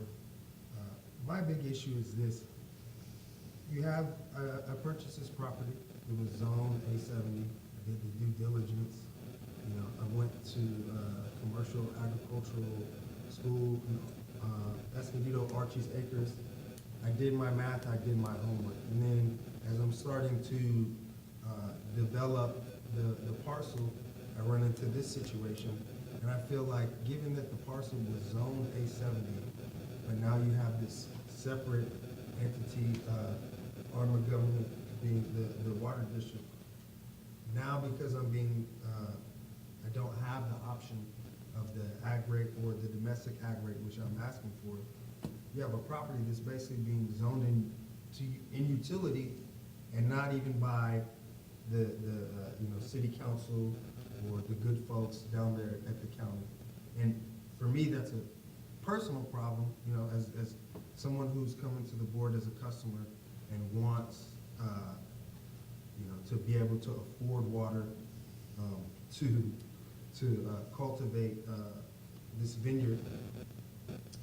But also, it creates some issues of inequity. I just don't think that it's right that you have this land that's dedicated and zoned for agricultural use. You have people that spend their hard-earned money to go do that, and then we run into issues like this. So, with that being said, I understand that this is, I'm maybe kind of like the messenger, and there's a bigger can of worms that I've opened. I apologize, especially in light of that it's the NBA Finals on right now. But with that being said, the way that I've always understood the letter of the law is, if you have someone that comes in to an entity and applies for something, and the law states one thing, and as Mr. Roberts said, and as I understand it, the law is silent on this issue, and therefore I should be allowed to have my application, hopefully accepted. I understand that there's issues for the board, but with all due respect, when you have a customer who's abiding by the letter of the law, wants to come in and give you money in exchange for the services, I don't see what the problem would be for someone who already has their application, like myself or whoever else has interest here. So with that being said, I respectfully request that, in lieu of whatever you guys do, bringing this issue back for a hearing and sort of hearing this out, that my application would be, that there would be a determination or some sort of finding. And just a last bullet, as far as, I got the opportunity to listen to that last presentation about this water crisis in California and in the world. The parcel and the operation prides itself in water conservation practices, concepts from permaculture like keyline design, using the gravity, using the topography to your advantage in order to conserve water. And that's what I plan to do. So with that being said, I have nothing else, unless there's any questions for me. Any questions? Yeah, I'm sorry, we don't have a topographical map attached to this, and we probably should. Where is your property located, other than your address? Give me the physical idea of where it is. It's, let's say, Twin Oaks Market? Yeah. Okay, so if you turn on, I believe it's Olive, Oh, yeah. Yes? you go down there, the eucalyptus roads everywhere. And I'm that parcel that no one wanted to buy because it's big and ugly. It was not. It's, Well, now you found out why. Chaparral. Very There's a map in the consent calendar item because he asked for a remote meter. Oh, it's in the consent? Yeah, there's a kind of a companion item, it was just to get a temporary off-site water service. So we, Same property. so we same- approve that in the consent calendar. We thank you for your approval.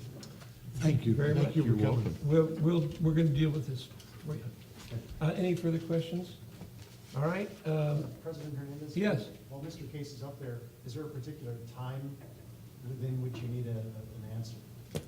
Other than as soon as I possible? hate to say this, but as soon as possible, just because there's, I was very deliberate in this, and this is the livelihood of my family. I have 3 young sons, and there's already so much work that we've done there, work with the county. And even, I don't think that this is gonna hold me back as far as the building permit process. But, yeah, I mean, as soon as possible. Thank you. Thank you. I'm gonna butcher your name terribly. Farah? Yes, sir. You can straighten me out when you get up here.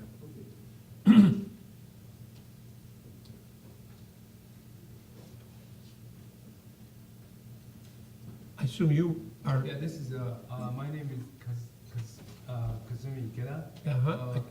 People call me just Kaz. Kaz. Easier. Yeah. And this is Brish, Brish. and actually I am responsible person for managing the plant in San Marcos, which happens to be actually very close to his place. I Yeah. didn't know that until just now.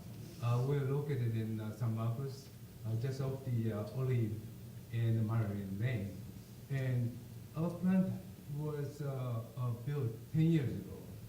And everything that we do is indoor, and therefore the water usage in the plant is pretty much stable.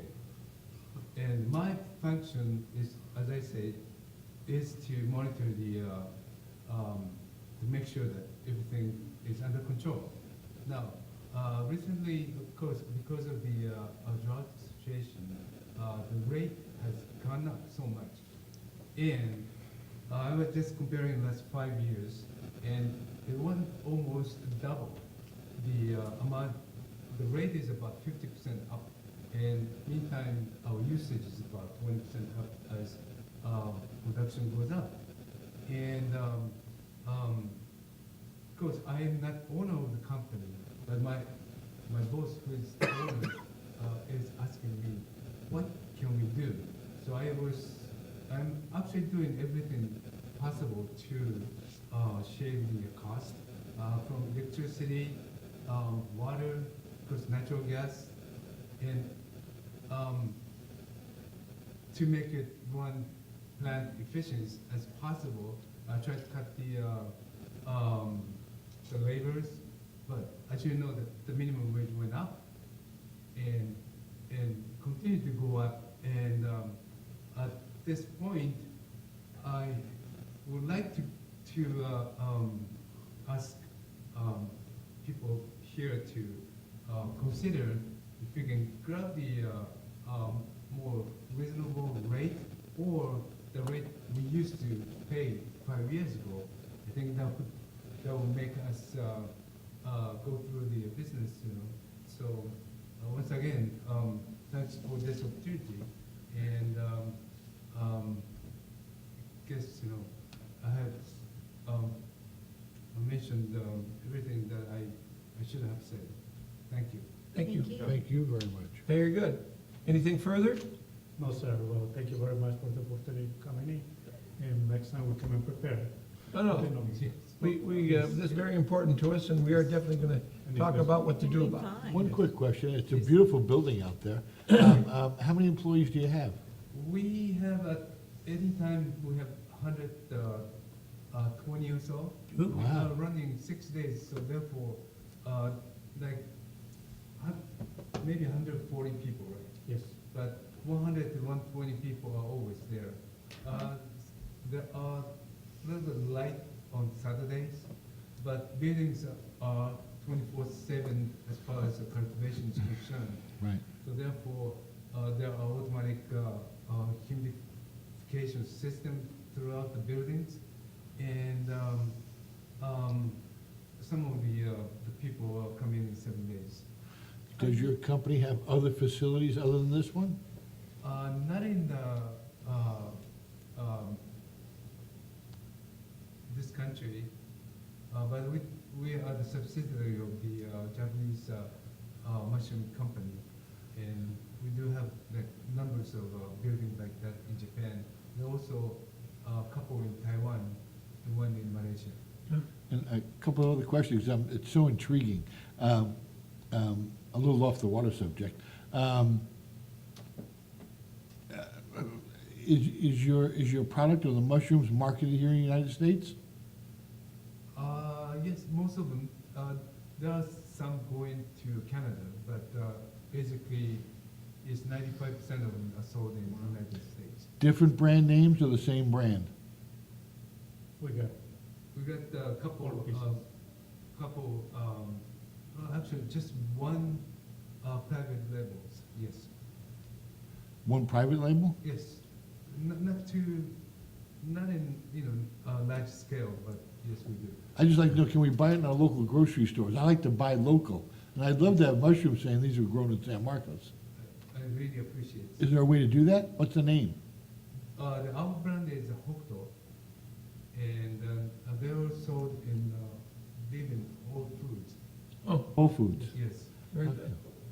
And do you know what major company picked San Marcos, California for its California location?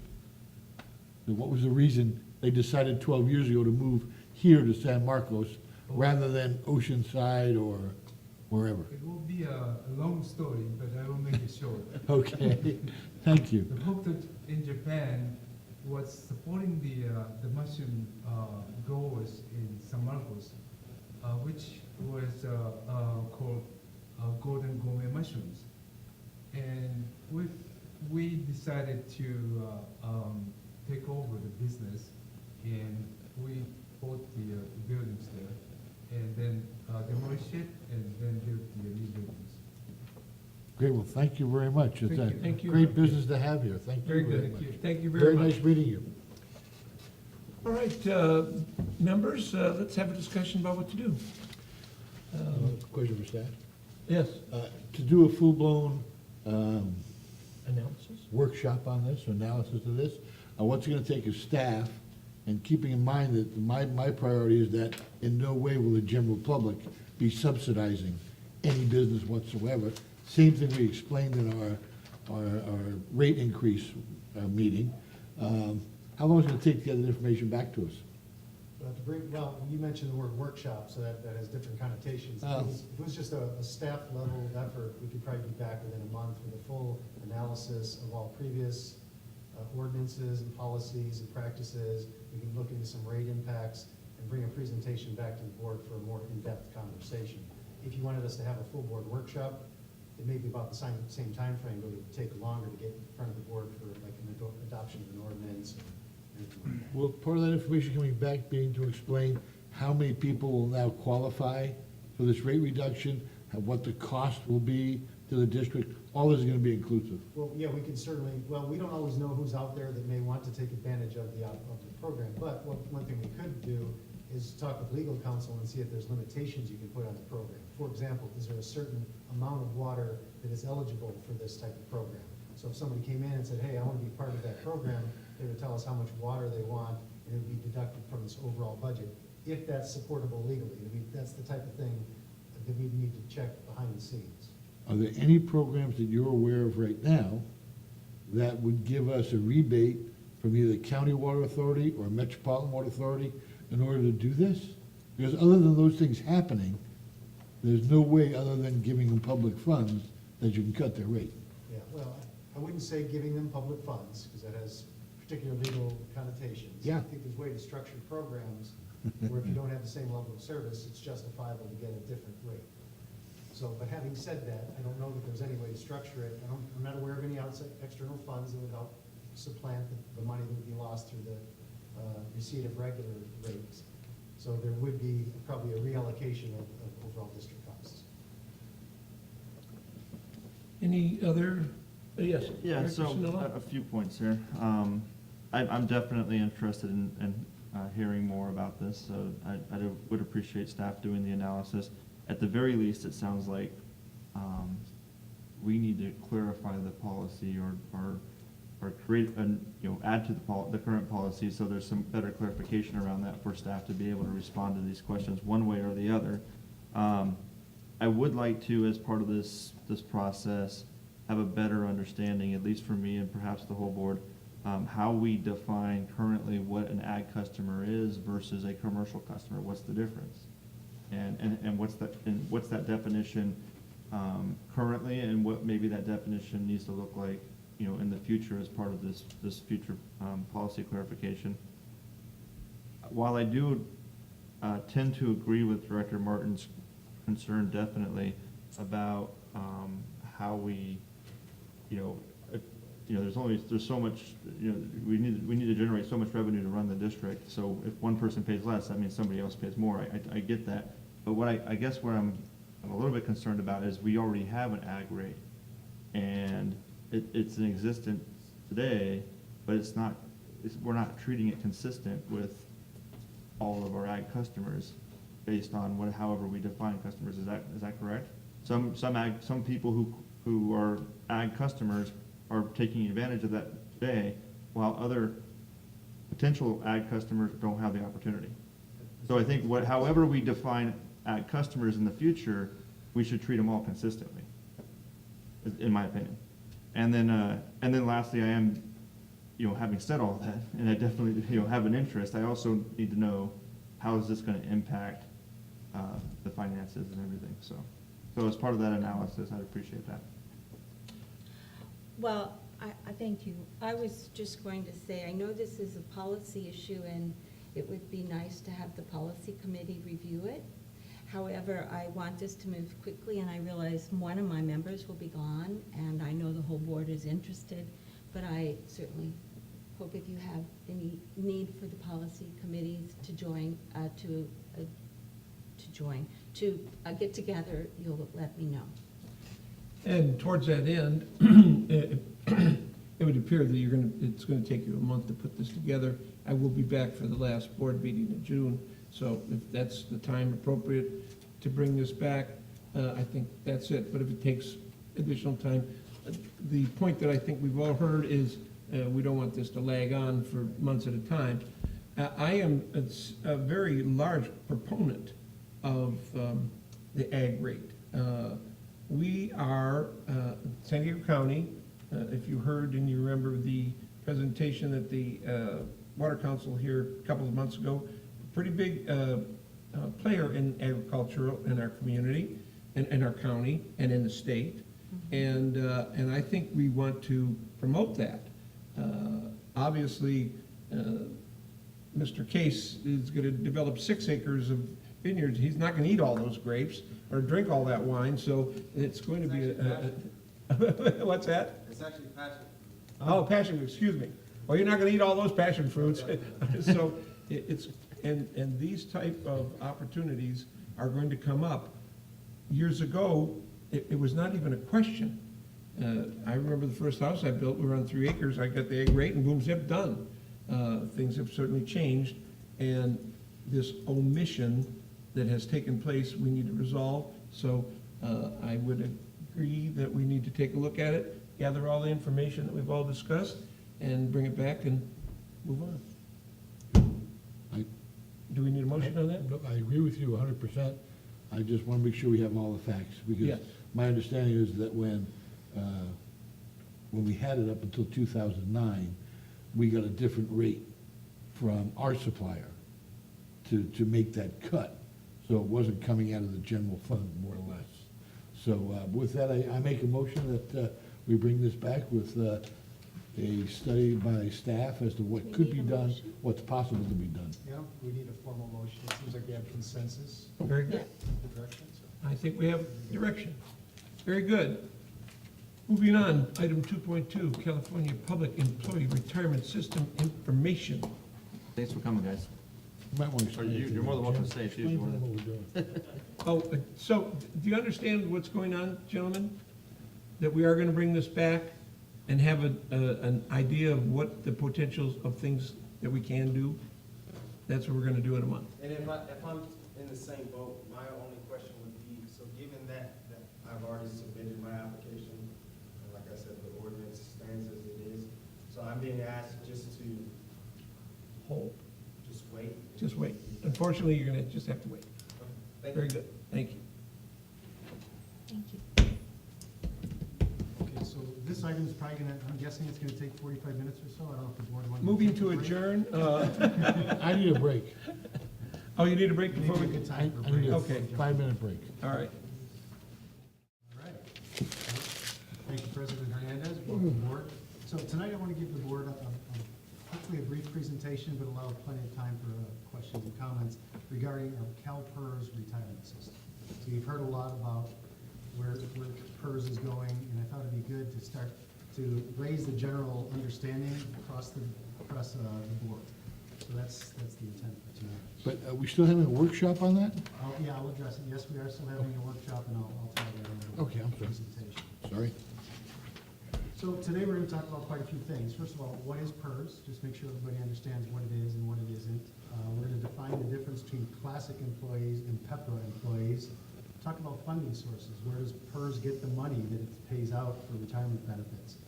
We'll introduce some terms that are very important. One is unfunded accrued liability, or UAL, I'll refer to it, and the other is normal costs. And I'll define both of those later, but those are terms that most people aren't that familiar with. And most important, we're going to talk about what does this all mean to Vallecitos. So you're going to see a lot of numbers today. And the numbers that we put together, they're based on our budget projections, our number of employees, our salaries, what PERS plan we have. But we've also received a lot of information from PERS that is included in this presentation.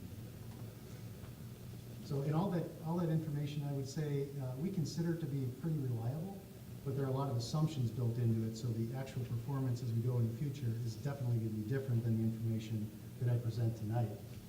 This is just an informational presentation. I'm not looking for any direction tonight. So as Director Martin asked, do we have a workshop? Yes, we have a board workshop that's scheduled for Tuesday, May 22nd, starting at 3 o'clock in this very room right here, and that'll be open to the public as well.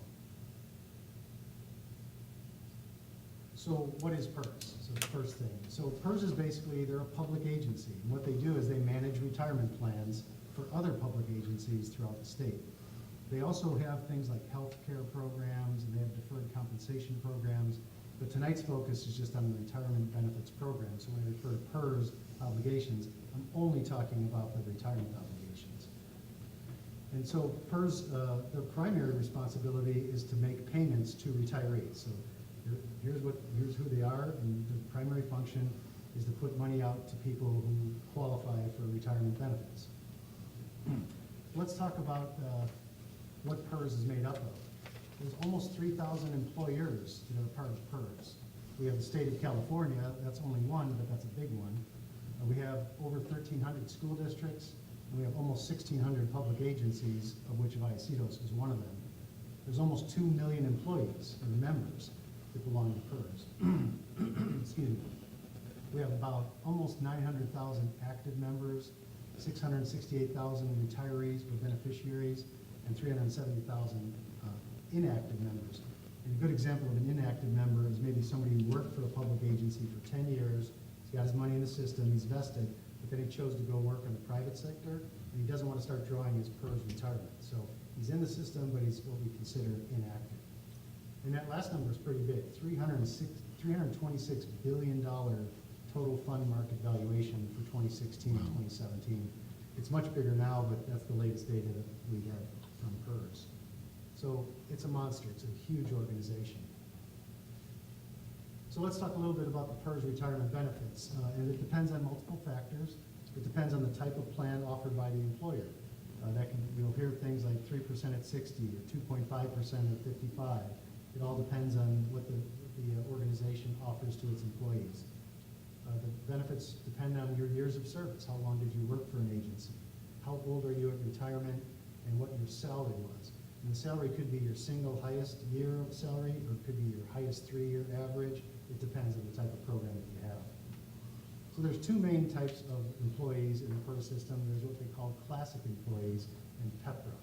So classic are all the employees that started their service with PERS prior to, I think, 2013 was the year.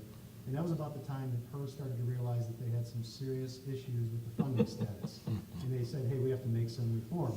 And it started at the state level through the governor's office, and it resulted in what's called PEPRA, which is the Public Employees Pension Reform Act. And that mandated for all new employees what the retirement benefits will be for PERS eligible employees. So it kind of took the decision-making authority away from the public agencies and dictated what it would be. So like I mentioned, there's a variety of retirement plan options and only one plan for PEPRA employees. So let's talk about Vallecitos. What numbers do we have? So we have about 107 total current positions. 85 of those are classic employees, 18 are PEPRA, and we have some vacant positions, so depending on who we hire, it'll determine whether they become a classic or become a PEPRA employee. So, you probably don't know how this works, but if we bring in a new employee, if they have previous service as a classic employee at another agency, they come into Vallecitos as a classic employee. But if they come to us with no prior public service, they're gonna come in as a PEPRA employee.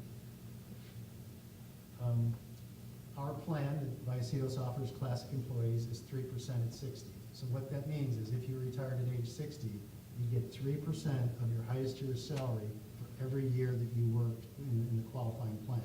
So somebody that worked at Vallecitos, let's say they started at 40 years old, they retired at 60, they have 20 years, you multiply the 20 by the 3%, they get 60% of their highest salary for the rest of their life. That's the plan. So PEPRA members, introduced in 2013, they only get 2% at 62. So their benefit is considerably less. And not only that, the requirement for picking up their share, employee share, is different than the classic employees. In addition to the 107 total current positions we have 95 retirees that are receiving benefits from the program. Wow. So let's talk about the funding sources. So you saw this slide before where the public employee, the PERS is in the middle, and their primary function is to make these payments to retirees. Well, that money comes from somewhere, and it comes from 3 places. One, and I hope the white text shows up well enough on your screen. In the top left there, it's the employer share. So the district, in our case, we're making payments to PERS on an annual basis. The second one is the employee share. So all of our employees, out of every paycheck, a certain percentage of that paycheck also goes to PERS to help fund it. And the third piece of the puzzle is investment earnings. So you take a typical employee, he's paying in every month, but he's not getting anything out. So PERS is holding onto that money and they're investing it. And not only is it invested, they're making money in returns on that. So those 3 components, if properly managed, help pay for all the money that goes out on the right-hand side there. So in 2015, this is a slide from the PERS website, about 65 cents of every PERS dollar that was paid out in benefits came from their investment earnings. So the vast majority of the money that's being paid out comes from investment earnings. Let's break it down. So 22 cents of that dollar is for the CalPERS employers. So the district would pay 22 cents on the dollar, and the employees picked up about 13%. So in 2017, due to market conditions, the investment earnings weren't as high. So of every dollar that goes out the door, only 61 cents was coming in from investment earnings. And the district ended up, where all employers in general picked up 26 cents of the dollar. So they went from 22 cents of the dollar to 26 cents on the dollar. And the employee share went unchanged at 13%. So I'm going to introduce a couple of terms now, and I think it's important to put it in a timeline to help demonstrate those terms. So imagine this line on the bottom here, and that's shows time as we go on. And if I draw a line representing today, there's things that happen before today and things that happen after today, and that's going to help define whether it's something's one cost or another. So all past costs are what we call our unfunded accrued liability. And I'll put some concepts and some numbers together with this later, but just bear with me for a while. So all past costs fall into this unfunded accrued liability. So that means retirees who are currently drawing, that's an unfunded accrued liability, and current employees for their past service before today, are also going to the unfunded accrued liability, and I'll explain that a little further.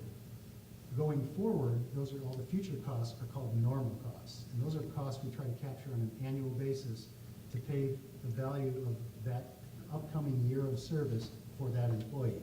And when you aggregate those, that's how much we send to PERS.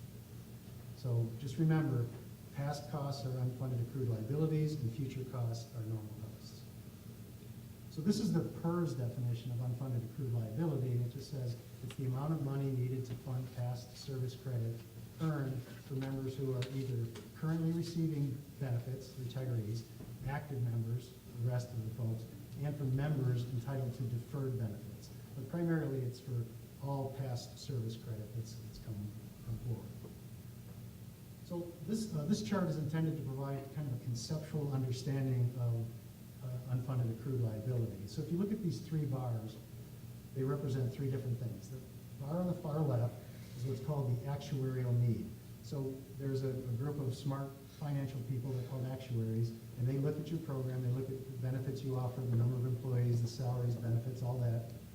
And they say, here's how much money you should already have in the bank to pay for that past service credit of all your past and current employees. So that's the actuarial need. The next one is the market value. This is how much money is actually in the PERS piggy bank. And that's cash on hand. The difference of those two numbers is, we call it the shortfall, but it's also called the unfunded accrued liability. And that's the important part that we want to talk about today. It's that difference. How much of a shortfall do we have in the funding?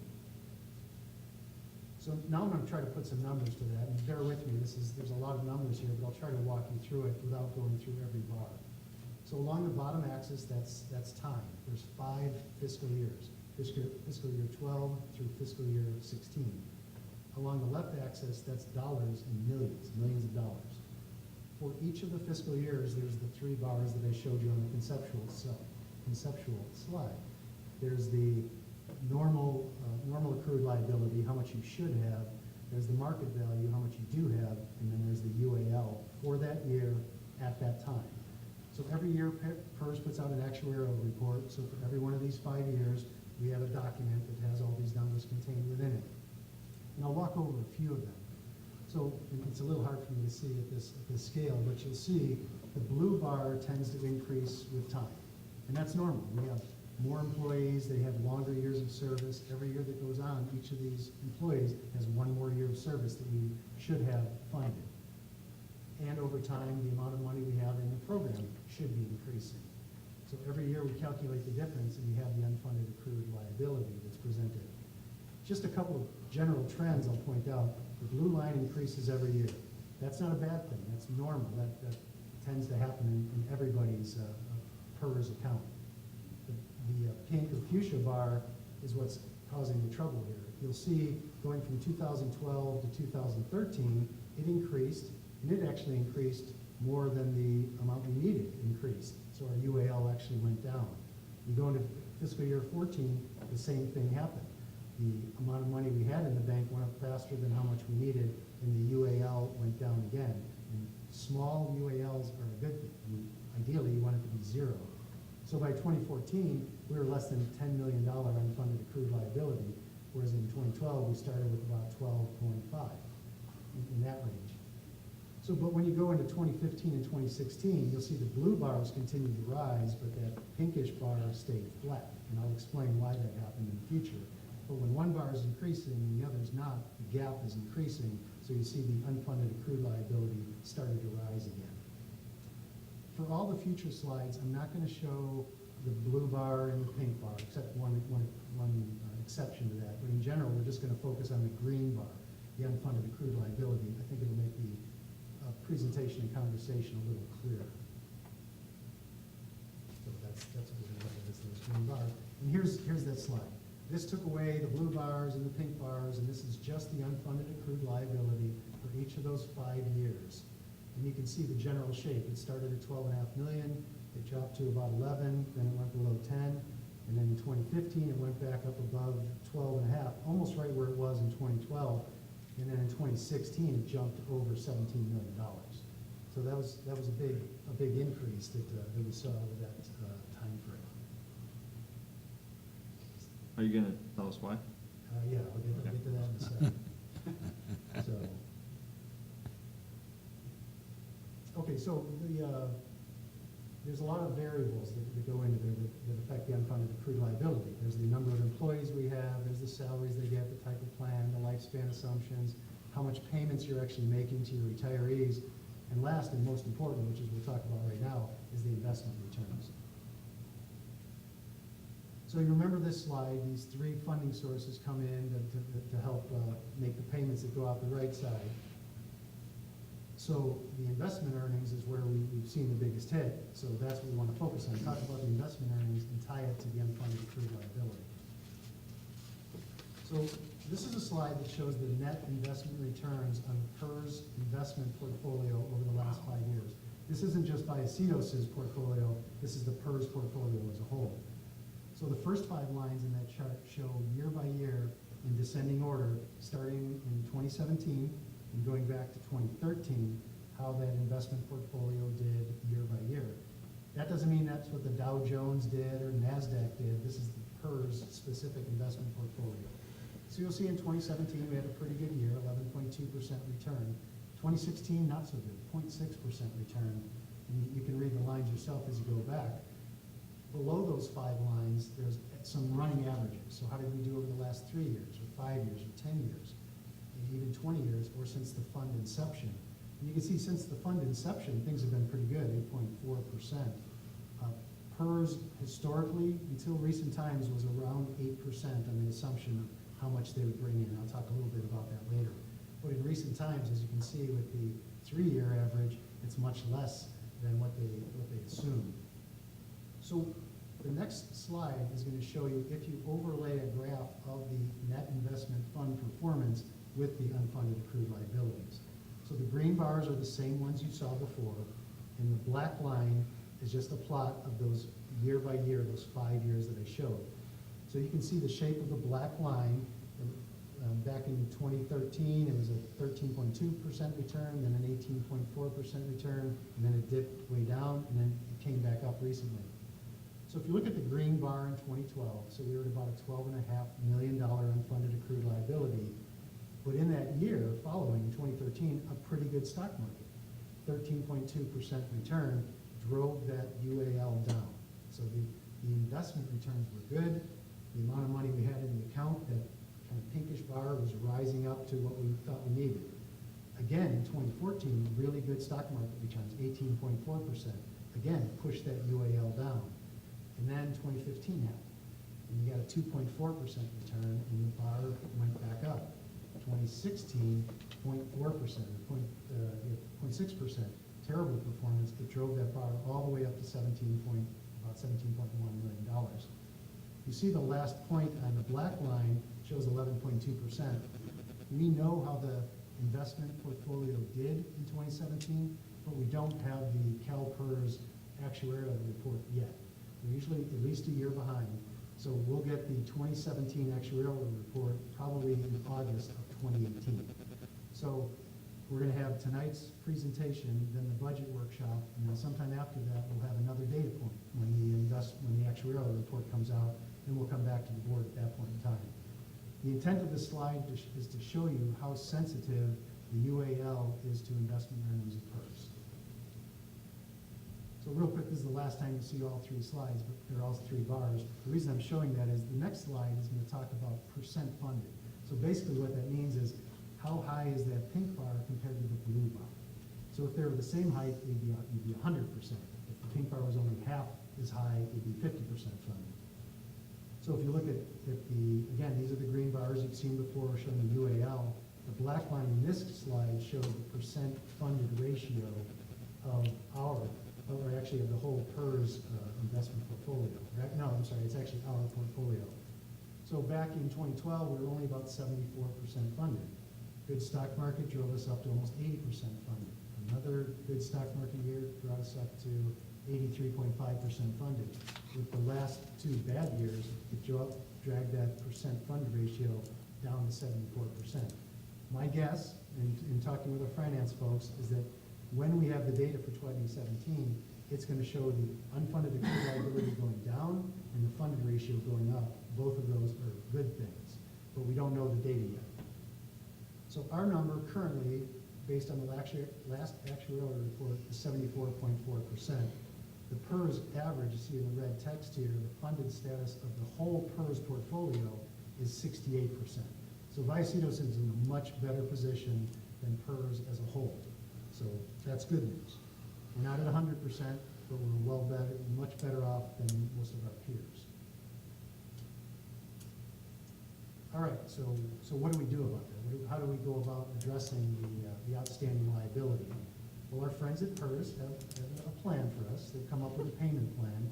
They've actually changed it a bit over time. First, they gave us 3 options. They said you can take this money you owe us, this $17 million, and you can pay it over time.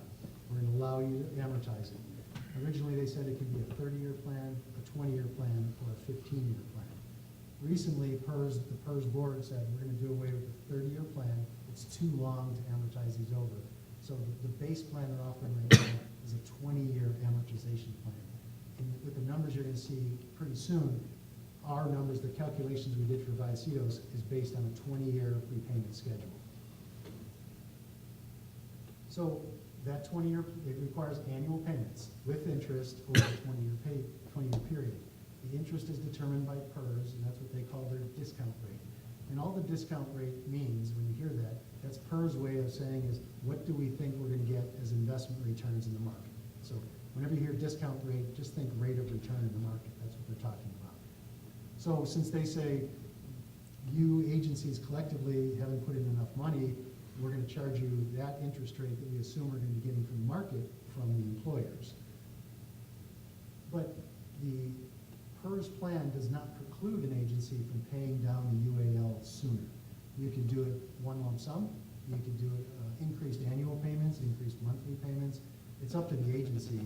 We're not going to talk about that tonight. That's going to be the focus of the workshop.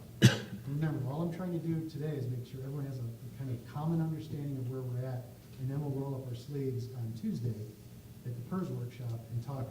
Staff will present some options, and then we want to hear from the board, and I'll talk about that a little bit later too. So I'll take a breath now. Are there any questions so far? Yes. How did, I don't know if you know, Glenn, but how did PERS determine that being 100% funded was reasonable? Yeah, I don't know if reasonable entered into their thought process. I don't think there's a plan in the country that's 100% funded, Yeah, so why should they expect this to be that way? I would view it, Director Olitharp, as more of a target. That's what they're trying to get to. My guess is that over the 20 years, that things are going to happen. There's going to be market conditions which are going to preclude us or prevent certain agencies from actually getting to 100% funded status at the end of that 20-year period. So I think there'll be check-ins along the way. They'll probably after 5 years, they'll say, how are we doing? How's the market doing? How are agencies doing? Hopefully they'll look at the financial health of some agencies, and I'll talk about that a little bit later too. But they never expressed why they thought 100% is reasonable. Well, it's kind of an artificial thing too. It's kind of like the national debt. It's not like everybody's going to retire on one day and you need all that money. That's never going to be the case. So I don't know why that would be a reasonable target. But that's my own opinion. I have a question, 2 questions. Are there other retirement PERS-type programs in the country that are doing better or worse than PERS? I haven't done an independent analysis of it. The closest one I can think of in the state is probably STRS, the State Teachers Retirement System. I think they're less funded than PERS, but they're in the ballpark. There are some more healthy ones I've heard of throughout the country. I don't know what their secret sauce is. I don't know how they did it. Maybe they're smaller. Maybe they are newer. Over time, and that's what happened with PERS. Over time, these UALs grew. If they had taken more decisive action earlier on, requiring the agencies to take more decisive action, we wouldn't be where we're at today. But I think there's new leadership at PERS. They've decided that we need to tackle this head on, and we need to set a vision that gets us to fully funded status within a certain period of time. And then the other question, in the year that we only had 0.6% return on our investment, did they fire everybody that was in that group? I mean, you can pitch pennies against the wall and make that I don't money. understand that. Yeah. No idea what changes may have taken place. Well, I don't understand. And I they're mean, not- the market was continually rising. Well, and they're not just in the stock market. They've got real estate investments all over the world, I think. Ah, But still, Just look at Orange County. Yeah. yeah, okay. but good Yes. point, Hernandez. My question is, has there ever been a time in the last 10 or 15 years, maybe you don't have the answer now, where we've had more money than we needed? I think that's called super funding. And my question is, how did Vallecitos handle that when we were super funded? Did they discount it? Did they give it away? Was it bonus time? Or what happened, if So that the- is true? The answer, and I don't know specifically for Vallecitos, but in general, there was a period in time where PERS was super funded. So PERS said, they actually offered higher benefit plans. They made higher benefit plans available to public agencies at virtually no cost. And that's, if you want to plot a timeline of what happened to PERS, that was a big momentous point, where they said, hey, you can go to a higher, richer plan, and we'll give you credit as if you were at that plan the whole time you've been in PERS. Wow. So you went from what may have been pretty well-funded, and overnight, it became a shortfall of funding.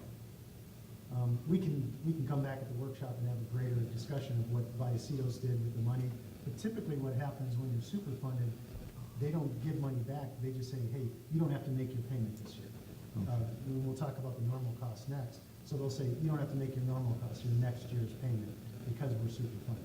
And the question for the workshop will be, of the 95 employees that we have that are now collecting, how many of them, and it also is employees or They're surviving spouses.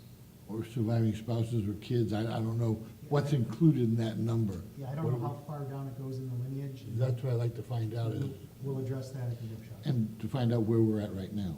In terms of what do you mean? In terms of what we do now compared to what may have been done 20 years ago. I'm just curious. Thank you. Great. All right, let's sally forth. So let's put some numbers to this. So what this is this is a chart of the payments for Vallecitos. We need to make 2 PERS to address their unfunded accrued liability. So it's a 20-year payment schedule. I don't show the full 20 years. They take us out to 24, 25. But one thing you will notice is it flattens out.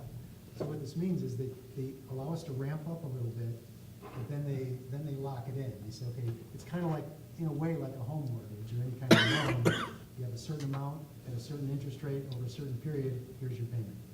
So that's what you'll see in here. So the second bar is lighter in highlight, just to show that's where you are today. So in 17-18, the payment that Vallecitos will be making to PERS to retire its unfunded accrued liability is about $750,000. Over the next 3 years, you'll see a significant ramp up, and it maxes out at in 2021. And that's level until the UAL disappears or until something else happens in the program.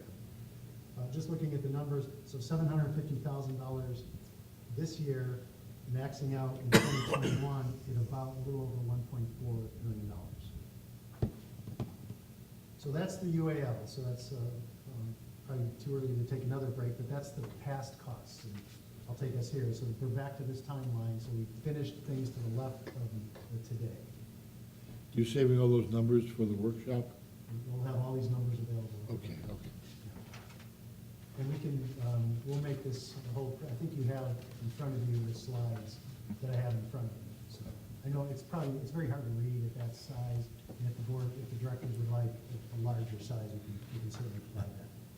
All right, so we're done talking about the past due costs. And don't worry, I'm gonna add all these up together, because I'm gonna talk about different components, and at the end, you need to know what it all means. So now we're gonna talk about the going forward costs, which PERS calls the normal costs. So here's PERS' definition of normal costs. It's basically the annual cost of service accrual for the upcoming fiscal year for active employees. So nothing to do with retired employees. This is just for the folks that are here today. How much should I be putting aside for each of them so that the upcoming year of service is funded? And then that money will go into that kind of pink bar into our market costs. It's added to the pile of funds. So that's the definition of normal cost. So this chart shows the normal cost percentages out to fiscal year 25, but from the PERS projections, it does not increase beyond 2025. Doesn't mean it won't, it just that's as far out as they went. So if you look at these, it's kind of three rows of numbers. The top one is just which fiscal year you're in. So we're in 17-18 right now. The middle row is the discount rate, which I explained is their assumption of what they're going to get on a return on their investment. So currently, they're assuming they're going to get 7.5%. And I think it was earlier this year, CalPERS says, okay, we need to reduce that. 7.5 is too high. We're not seeing that. So over a 3-year period, we're going to lower it from 7.5, which is where we're at in 17-18, down to 7% in fiscal year 2021. It just kind of goes from 7.5 to 7 3/8 to 7 1/4, then down to 7%, and it stays there. The last line is the normal cost. So remember, what the normal cost is it's a percentage of payroll from the definition above that is paid every month that goes to PERS, with every pay period that goes to PERS. And there's a relationship between the discount rate and the normal cost. You can see as the discount rate decreases, the normal cost increases. So if you remember that slide that had PERS in the middle, and it had the three inputs, it had the employer, employee, and the investment earnings. So what they're saying is we're gonna assume the investment earnings is decreasing, but the output's the same. We're still paying these to people, so we have to get it from somewhere else. So they increased the normal cost percentage that they collect from the employers. So now we're gonna put, these are PERS numbers just in general. Now we're gonna put it to Vallecitos, and here's what you see. This is the normal cost. There's two normal costs. One is the employee. Here's how much each employee pays into PERS on a pay period basis. And then there's the employer or district share. So the PERS program for classic employees, and most of the numbers you see are for our classic employees. PEPRA is a smaller number of employees. The structural problems with PEPRA employees is nowhere near the magnitude of PERS. So we're focusing, of classic employees, so we're focusing on the classic employees. But the PERS program for classic employees requires that employees contribute 8% of their salary to PERS on an annual basis. So when you do it through regular payroll deductions, it goes in there. In the past, Vallecitos used to pick up that share. So it was supposed to be the employee share, but the employer chose to pick it up. And that's called EPMC. It's the employer paid member contribution. So the employer is paying it, and it should be a member contribution. So, but over the last several years, the employees have been picking up a greater percentage. So if you go back, I think 3 or so years ago, the employee picked up 0, and now they're heading towards 8%. They currently pick up 6 of that 8%, and starting July 1st, the employees are going to pick up their full 8% requirement, and that's through the actions taken by the board in previous actions. So, and if you put those numbers to that, so here's what's going to be happening to the employees. You look where we're at today in 17-18, the employees collectively are contributing about, I think it's about $450,000 to PERS. You'll see in next year, 18-19, it jumps to over $600,000. That's a big jump. The single biggest reason for that jump is because the employees are picking up that last 2%. It's also because salaries are going up, and there's other reasons. But you'll notice after 18-19, it's a pretty modest increase, and that's just accounting for cost of living allowances and some step increases and things like that. The big jump for the employee share is happening July 1st of this year. So that was the employees portion. This is the employer or district's portion. So you'll see we're in 17-18. It actually, we paid less, the district paid less for the normal cost in 17-18 than it did in 16 and 17. Partly that's because last year the employee picked up, they went from 5 to 6%. And then next year, or this coming year, we're going to pick up that last 2%. So, but over time, because of salary increases, that number is going to go up. The district portion will go up as well. So the percentage of salary, so it basically is influenced by 2 factors: the salaries that we pay our employees and the percentage of that salary that has to go there. So if the percentage, the PERS normal cost is going from about 12.5% up to 15.2% from that previous chart, and salaries are getting bigger, so those bars are getting bigger as well. So this slide just takes the slide you just saw and adds on that EPMC, that employer paid member contribution.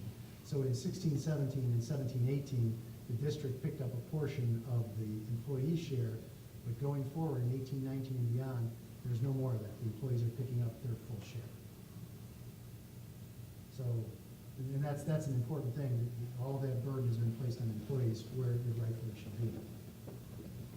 Okay, so this is the drum roll moment. So we've talked about 4 things. We've talked about the district's normal cost. We've talked about the unfunded accrued liability payments. We've talked about EPMC payments, and we've talked about the employee's share. So what this chart shows is it sums all of those up. And again, we're the second buyer. We're in the 17-18 fiscal year right now. And you can see combined for all four of those pieces, we paid about $2.3 million went to PERS, pay for it. And as you see, it'll increase mostly because of the UAL payment that's ramping up.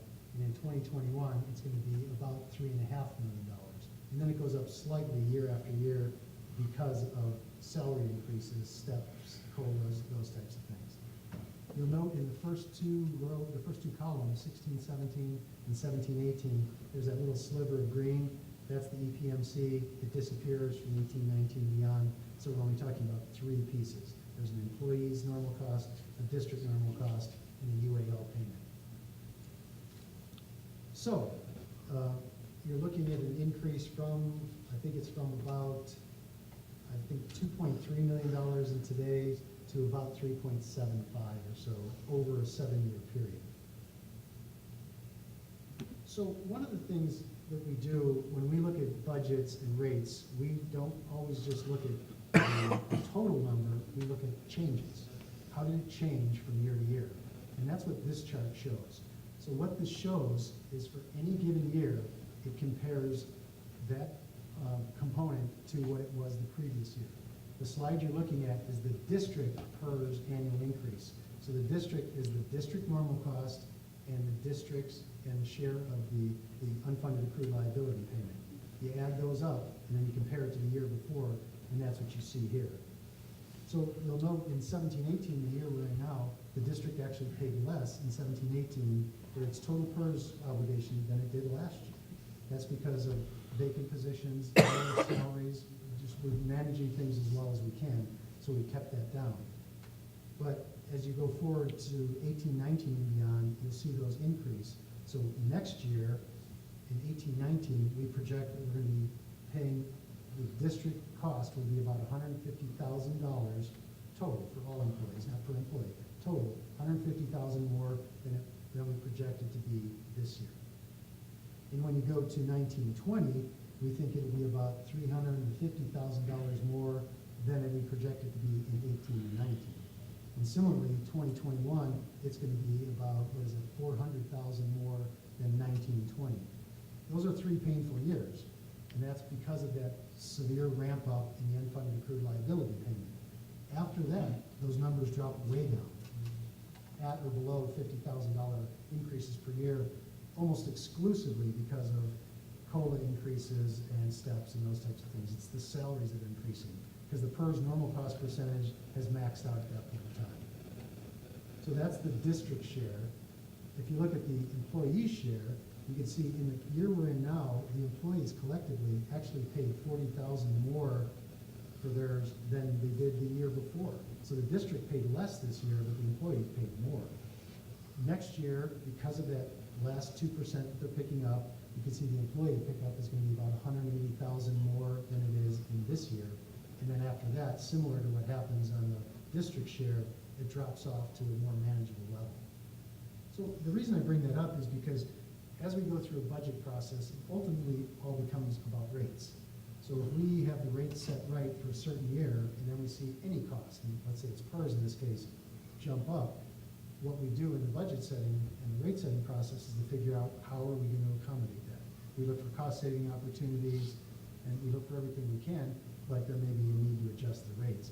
But adjustment in rates is not to address the whole PERS thing, it's just to address the increase in the PERS. So that's kind of what we do to respond on an annual basis. So I know several of the board members have attended conferences and seminars that have talked about the PERS situation. We all know that they're rising. Recently I attended a presentation and they talked about the dramatic financial impacts that are going to be seen by public agencies. For most cases, the worst stories that you'll hear come from cities, and particularly those that have safety employees, police and fire, because their retirement benefits are really high. And it's not uncommon for retirement benefit costs alone to approach 40% or more of the entire budget of those organizations. that's a big number, and that severely impacts a city's ability to provide services. But I wanted to put our costs in perspective as a special district. So if you look here, and this may be a little tough to read, but what this shows is the district's PERS costs as a percentage of our total budget.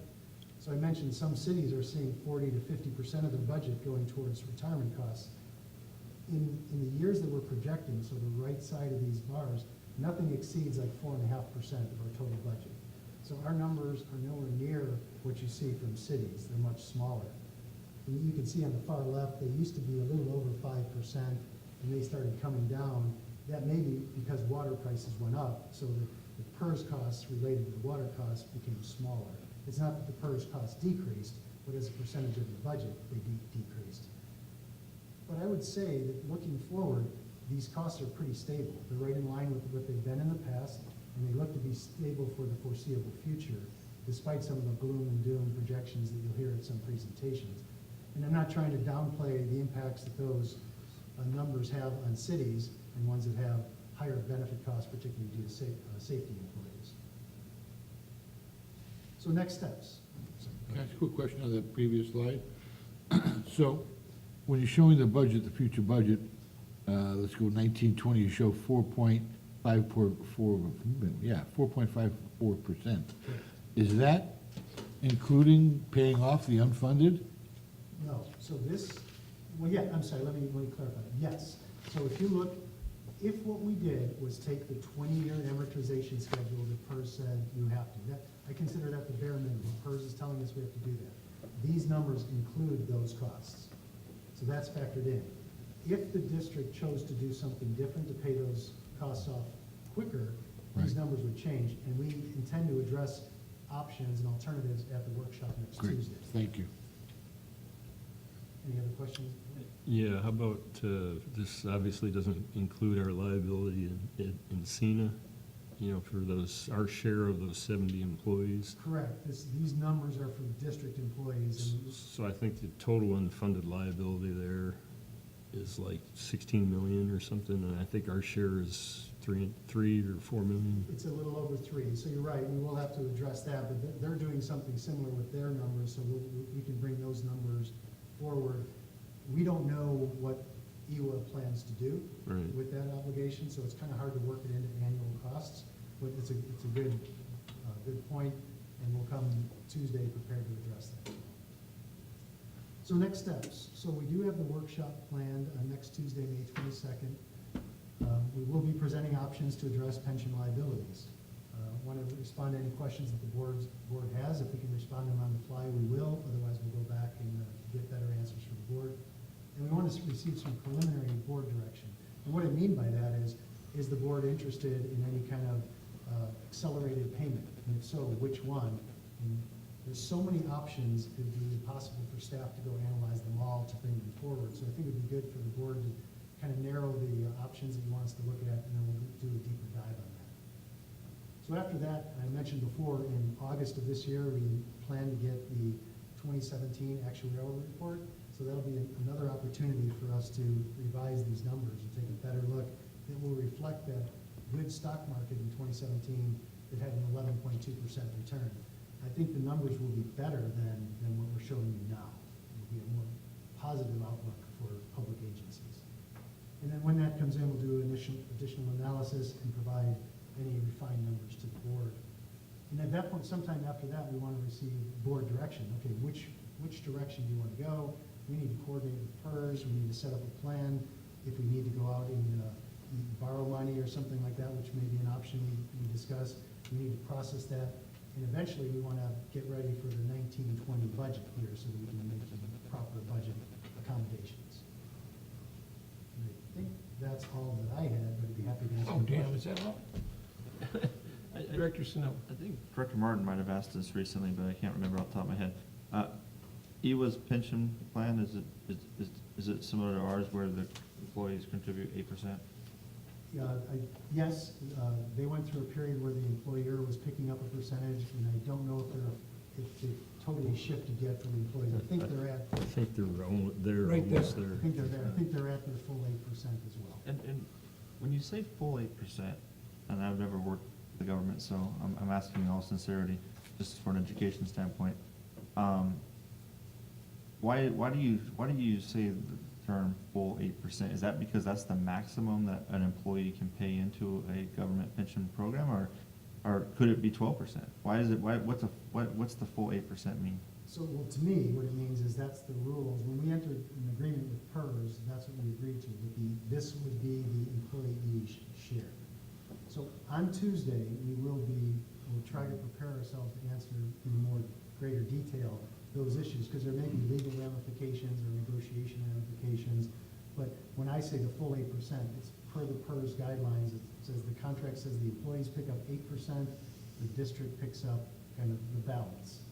The employer picks up the balance. Because when I was looking at some of your charts, the one that had the three, that had the blue, the purple representing the unfunded piece, and the employee contribution, I think there was a couple of years there, maybe 3 or 4, where the unfunded piece, the bar, was the biggest piece. So nothing's being fully funded, right? So I was kind of confused about the full 8%, because the biggest piece of the pie is unfunded altogether. So I'm just trying to figure out what we meant by full. Yeah, so remember the timeline, anything in the past that's unfunded accrued liability, the full 8% refers to the normal cost going forward. No, I know, that's what I mean, though, but even the normal cost going forward, there were some pieces of your chart that the purple was the largest piece. Like right there, go back. This See? one? Yeah, so like 21, 22, if my eyes, and even 2021, if my eyes are working correctly, it looks like the purple's the biggest piece. It is. Okay, so that's where I was getting kind of the confusion of, it's not being fully funded, so I didn't know if there was like a law that said that 8% was the highest you can go, or is there even something that we could do for future employees? And again, I'm just kind of spitballing here, but where we just say that, hey, the district provides 8% towards your pension, the rest is on you. Yeah, so some of those issues would require some analysis from the HR side and from the legal side. And in the time we have between now and Tuesday, we'll do what we can to get really good answers on those. As I understand it, we are limited in our ability to put any of those like unfunded accrued liability costs on the employee. And I think we're also limited in our ability to have the employees pick up more than 8%. So the limits of that law, and we'll certainly coordinate it with Mr. Gilpin and Yeah. try to address those. Be interested to know what all the options are. And again, I'm not saying that, I'm not necessarily advocating for radical change, but, you know, these numbers are large, and I think for future employees, that we may need to look at something. And they can decide when they're going through the hiring process if they are agreeable to those terms or not, and they want to accept the job or not. So part of, when you say future employees, if they're new employees, they're in PEPRA, and that's very different. And it's much more advantageous financially for the district to hire PEPRA employees. They don't have the highest burden. So that, I wouldn't say that problem fixes itself, but it helps address that issue. Yeah. If we hire future employees that are already in the PERS system and they're classic employees, then that's different. Yeah. But if we're hiring an employee who's, let's say, hypothetical, right out of college, they've never been in any sort of plan, one way or the other, and we have a board policy that just says that we as a district, as an employer, are going to contribute X amount of money towards your retirement, your pension retirement, and that's it. Is that possible? Can we say that our contribution is going to be 8%? Whatever else needs to fill this gap or is on the employee, can we do that? Yeah, my quick answer Or is 10% no. or 12% or whatever it might be. I would say no, but I'd modify that to say our ability to do that is severely limited. And I think Okay. there's a legal piece of that that would be helpful for the board to hear on Tuesday. So we can't cap our liability. Not in the way that we can't come in and say, we're gonna pay 10% and that's it. The rest is on you. I don't believe we can do that. Okay. Yes, quick question, you're gonna address Tuesday, but you brought up the question, you said our contract with PERS. Does that mean everyone's can have a different number, or that's standard 8% across the industry? I believe for classic employees, it's pretty standard across the industry. Now, we have a different plan, 3% at 60, than maybe a neighboring agency that has 2.7% at 55. But in either case, the employee is putting in 8% of the cost. Okay. The district is, or the So when you say employer- fully funded, you're saying that's all PERS allows us to collect? Yes, that's what they specified, that the employee's share is 8%. Okay, not our contract with the employees, but our contract with PERS. And that's my understanding. Okay. And I think at the workshop, it'll be a better opportunity to ask questions of the right person, because I don't claim to be fully knowledgeable. on that. I'm gonna tell you, you've done a fantastic job with this tonight. Thank you very much. Yes. Yes, so PERS payment plan, is that, do they have an interest rate, published interest rate? Is it like 7 or It's 7? 7%. It is their discount. It's rate. they're It's using. whatever they set the discount So, rate. so any alternatives to fund this with some kind of like a borrowing or something else would, obviously, we look at the Sure. advantages. If it's I less. can guarantee that those will be options that we explore at the workshop. Yeah, They okay. don't wanna go with Look that at those 0.6% reserves, we're that getting they one got? point No? 5% on. What's that? Look at our reserves, we're getting 1.5% on. Any other questions? So again, no direction needed. This is hopefully to get everybody to have a better understanding so that we can more effectively participate next Tuesday. Can hardly wait. Very Okay, helpful. I'm excited now. Oh, I have one quick question that maybe we have answered. Do we already have a synopsis of hiring that outside firm to handle our money? What have they done in the first month? So if you look in the board report today in the financials, they helped us prepare this report. It's on the financials, But okay. none of their investments is reflected. They didn't start investing, so the report you see is for April. They didn't start actually actively investing until May. So when we go to the June report, well, it'll be issued in June, but it'll cover the month of May. That'll be a better reflection of how well the firm is doing for us. I seem to recall seeing in the packet a new financial report that kind of rolled all of our investments up into one report, which was nice. I don't know if that, I don't remember seeing that before, so. It's a different format in this report, and maybe when Chandler Asset Management has a few months under the belt, we can take some time and talk to the board more in depth about the report, the performance. I don't want to jump into the first month and Yeah. start saying, oh, they're doing a good job or a bad job, because it takes time.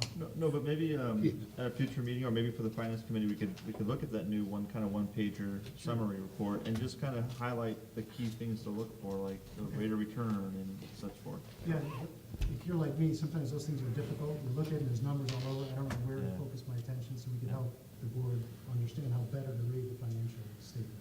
Yeah. Cool. Thank you very much, sir. Very good.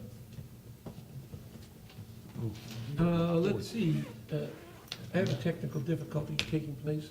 what's What's our that? next order of business here? Reports. General Manager. Three real quick ones. So in the latter part of June, we're going to be starting at kind of pilot construction project. Remember, we talked about that slip lining of water mains? So that'll be starting in June. We're meeting with the contractors, trying to get a better schedule. We're in the process of doing public outreach to tell the people that live along those streets what we're going to be doing. Very So they nice. know. And I'm going to be setting something up for the board when construction actually starts, to invite you out if you want, to come out, take a look and see what the process is like. So Exciting. I'll try to make it when you're not on vacation. Thank you very much. Question- Very good. Yes, question Director from- Snella? Especially in light of tonight and our technical difficulties, did we award a contract for the audio video stuff yet? Yeah, so James, maybe you can talk about the status of that. Director Snell, the contract's been awarded, we're waiting for the final contracts to be signed, go through legal. We already started talking about scheduling a pre-con. We've been working with the new IT supervisor to get him up to speed on all the different attributes and to make sure all the, basically everything that, because he wasn't part of the original planning of that, get up to speed of what's going to be implemented. I don't know if the pre-construction meeting has been scheduled yet. I think that's the next step. And then at that point, we'll start asking for submittals and schedules that will show the general manager, show the board. Cool, thank you. Very good. General Counsel. Just a couple of items. Related to the water fix, you may have seen yesterday, I thought it was interesting that Ken Calvert introduced a spending bill at the Interior Department that would preclude environmental lawsuits against the project, which would be interesting how that rolls out. It's got a lot of, you can imagine, mixed press. And then I just want to talk about, Western was recently sued on their budget-based tier rates. And that's kind of a continuing theme that we're seeing coming out of the San Juan Capistrano case. So we'll continue to monitor that, but the class action folks have jumped on to directly challenge just the budget-based tiered rates to say they're unconstitutional under Prop 218. So it's kind of a new movement there. Hey. Very good. San Diego County Water Authority. Yeah, I just have a couple of things. The meeting is actually next Thursday, and I don't have the agenda on that yet, but I will be attending a governance committee meeting this week as we work out the new JPA agreement for the water conservation garden and the JPA there. And I will be attending a news conference on the 23rd as our rep for SDCWA to share a consolidated, united effort of opposition to the water tax proposals. And I believe that's it. Very good. Let's see, then we have Encina, the Capital Committee meeting took place this morning. Man, we spent some time there. We had a number of items that we went over the project status. We have a coding opportunity that we need to take. If you take the salt and all the corrosiveness of the plant itself, we're going to do some coating. That's going to be an expensive issue. An as-needed general contractor service took place. And then we stumbled into the bioenergy and emissions strategy plan. We have a real opportunity to get some real revenue. We're getting between 6 and 10 trucks a day. It's going well. We have some opportunity for increasing gas production. We are being hampered on a couple of sides. One, with our permitting process, we can only do so many. Our APCD permit doesn't let us generate on our cogeneration as long as we want. And our friends in Vista are being a stickler on, quite frankly, and a couple of us stayed around afterwards to talk about it. They just don't want to do anything. Don't do anything. Even if it's a revenue opportunity, no, don't spend the money. They don't want to do it. So we're struggling with how to get through that.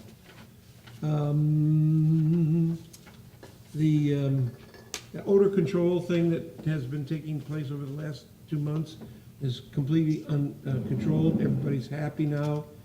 And we also talked about the technology system implementation plan, which is incredible. They had some graphs on there. What they did is they showed us a photo of this old, like, 1970 computer, and then the SCADA department of a department. You know, everything's on the wall, and so that's what we're moving to. And that was pretty darn good. And our next meeting is June 20th, so I won't be there, so I'll have somebody else give a report. Policy.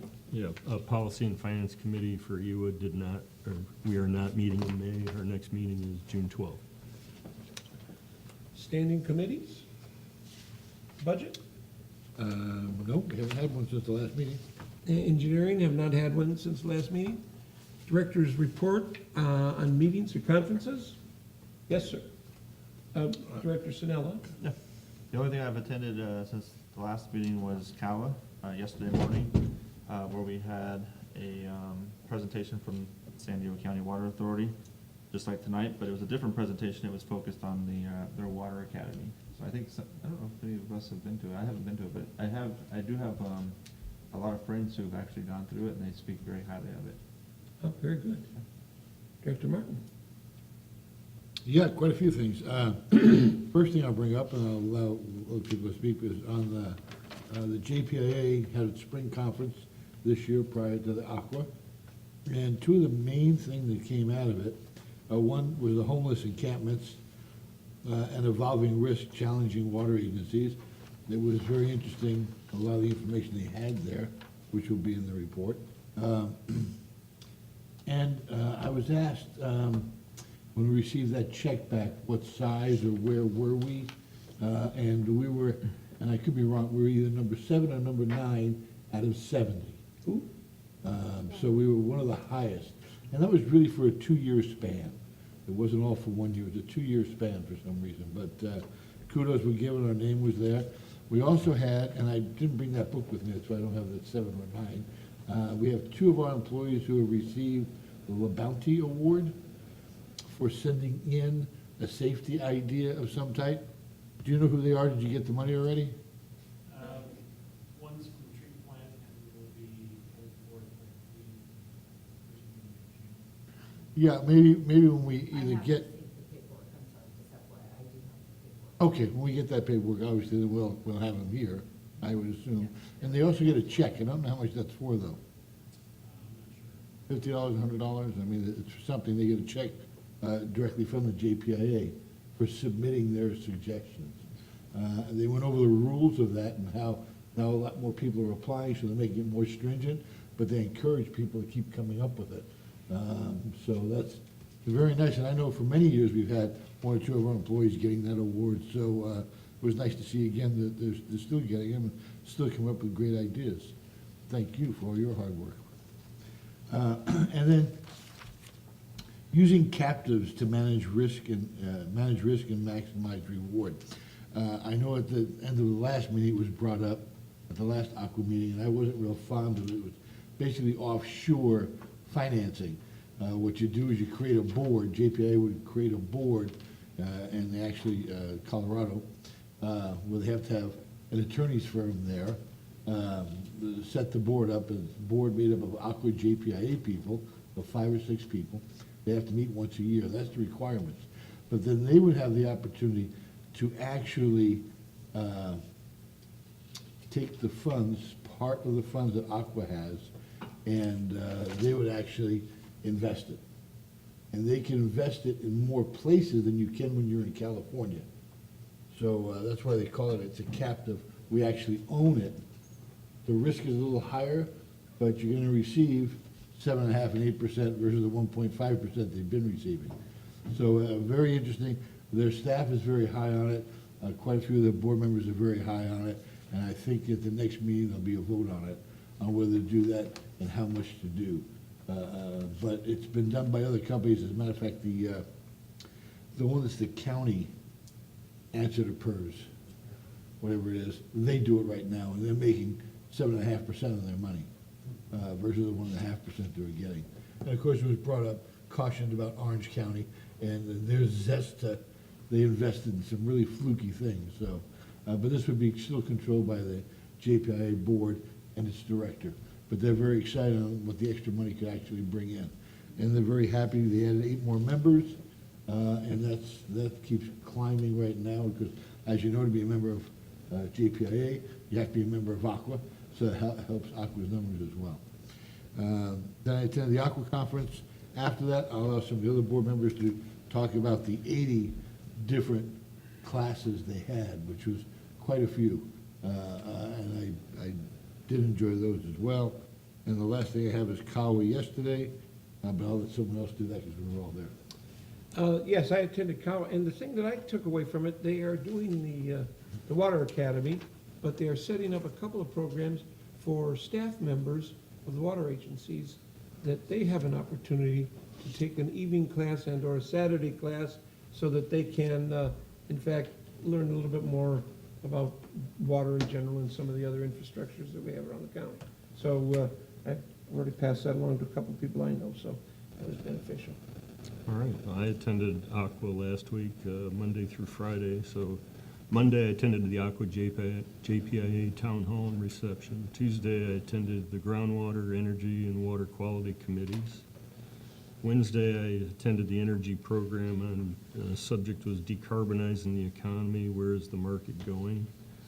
Also an attorney's program on the state board permanent conservation measures. And third, an update on the California Water Commission Prop 1 Water Storage Investment Program. Thursday, I attended a finance program on the data-driven water utility, essentially on AMI and AMR technologies. A session on adapting to declining flows in utility systems due to indoor conservation. On Friday, I attended the breakfast, and it was John Ashford was the speaker, and he's a Washington political prognosticator, and I've heard his talk before, so it's interesting. I heard him back in D.C., and to hear the differences, and basically his subject was projecting what's going to happen in the midterm elections, which no one has absolutely any idea of what's going to happen. So, very interesting conference. I also attended the Council of Water Utilities yesterday, and it was I was on the Water Authority's Water Academy program. Very interesting. Very good. Director Evans? Wow.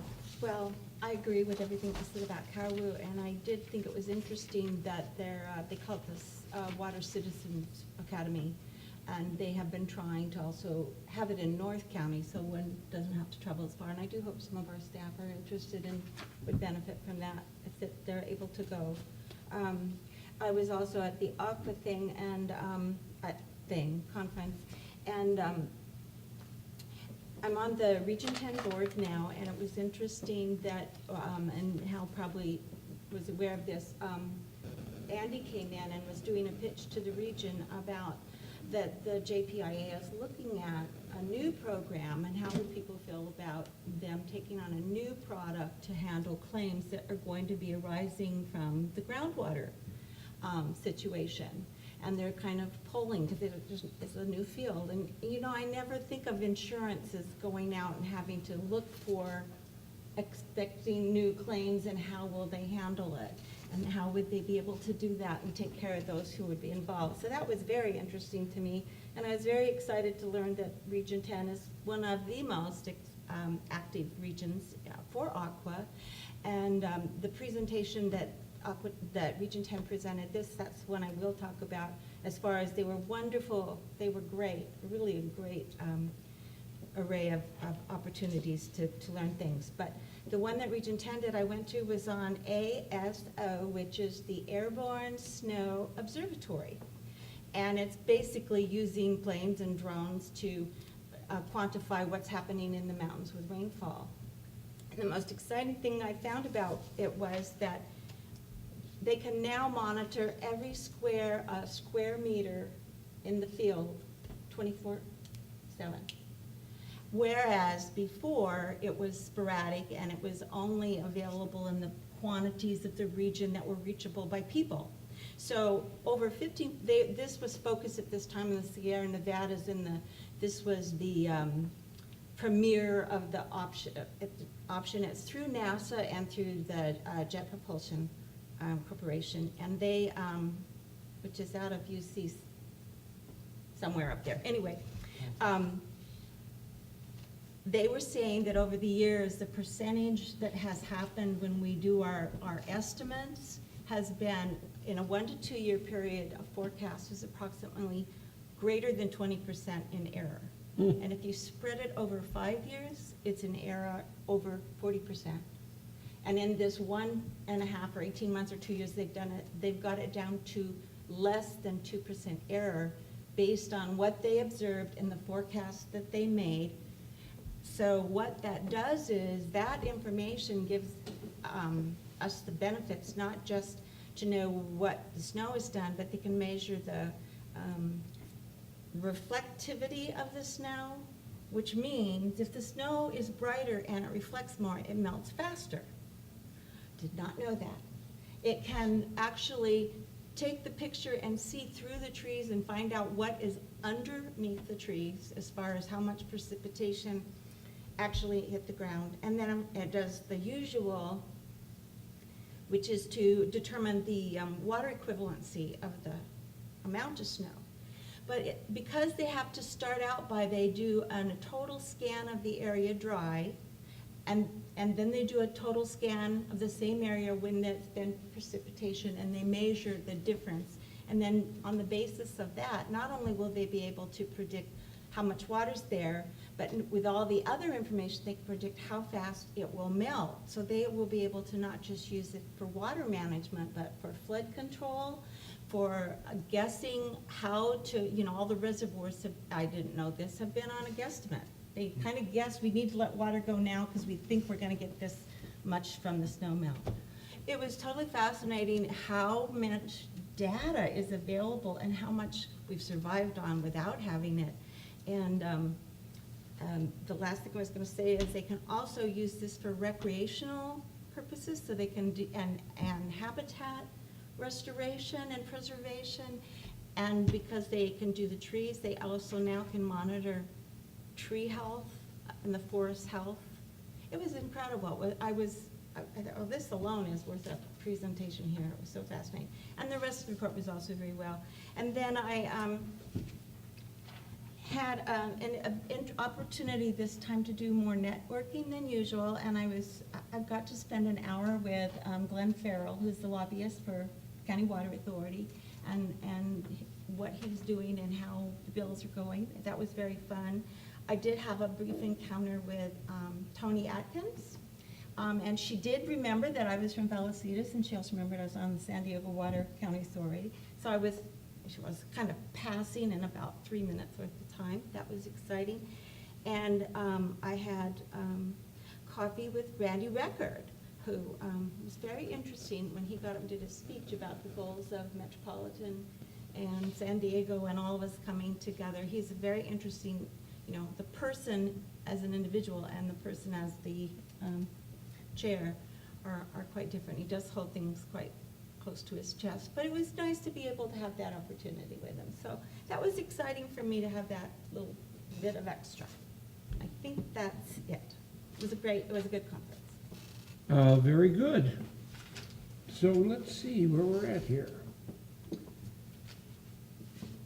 Now, item 4.1, quarterly board expense. It's just to read. Just the envelope we got? Yeah. Yeah, okay, great. Director's comment and future agenda items?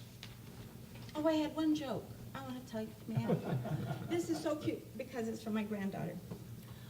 My son owns some land, has a brewery started in Ventura. So they go to the family nights at the brewery, and they always have music and games and stuff for the kids.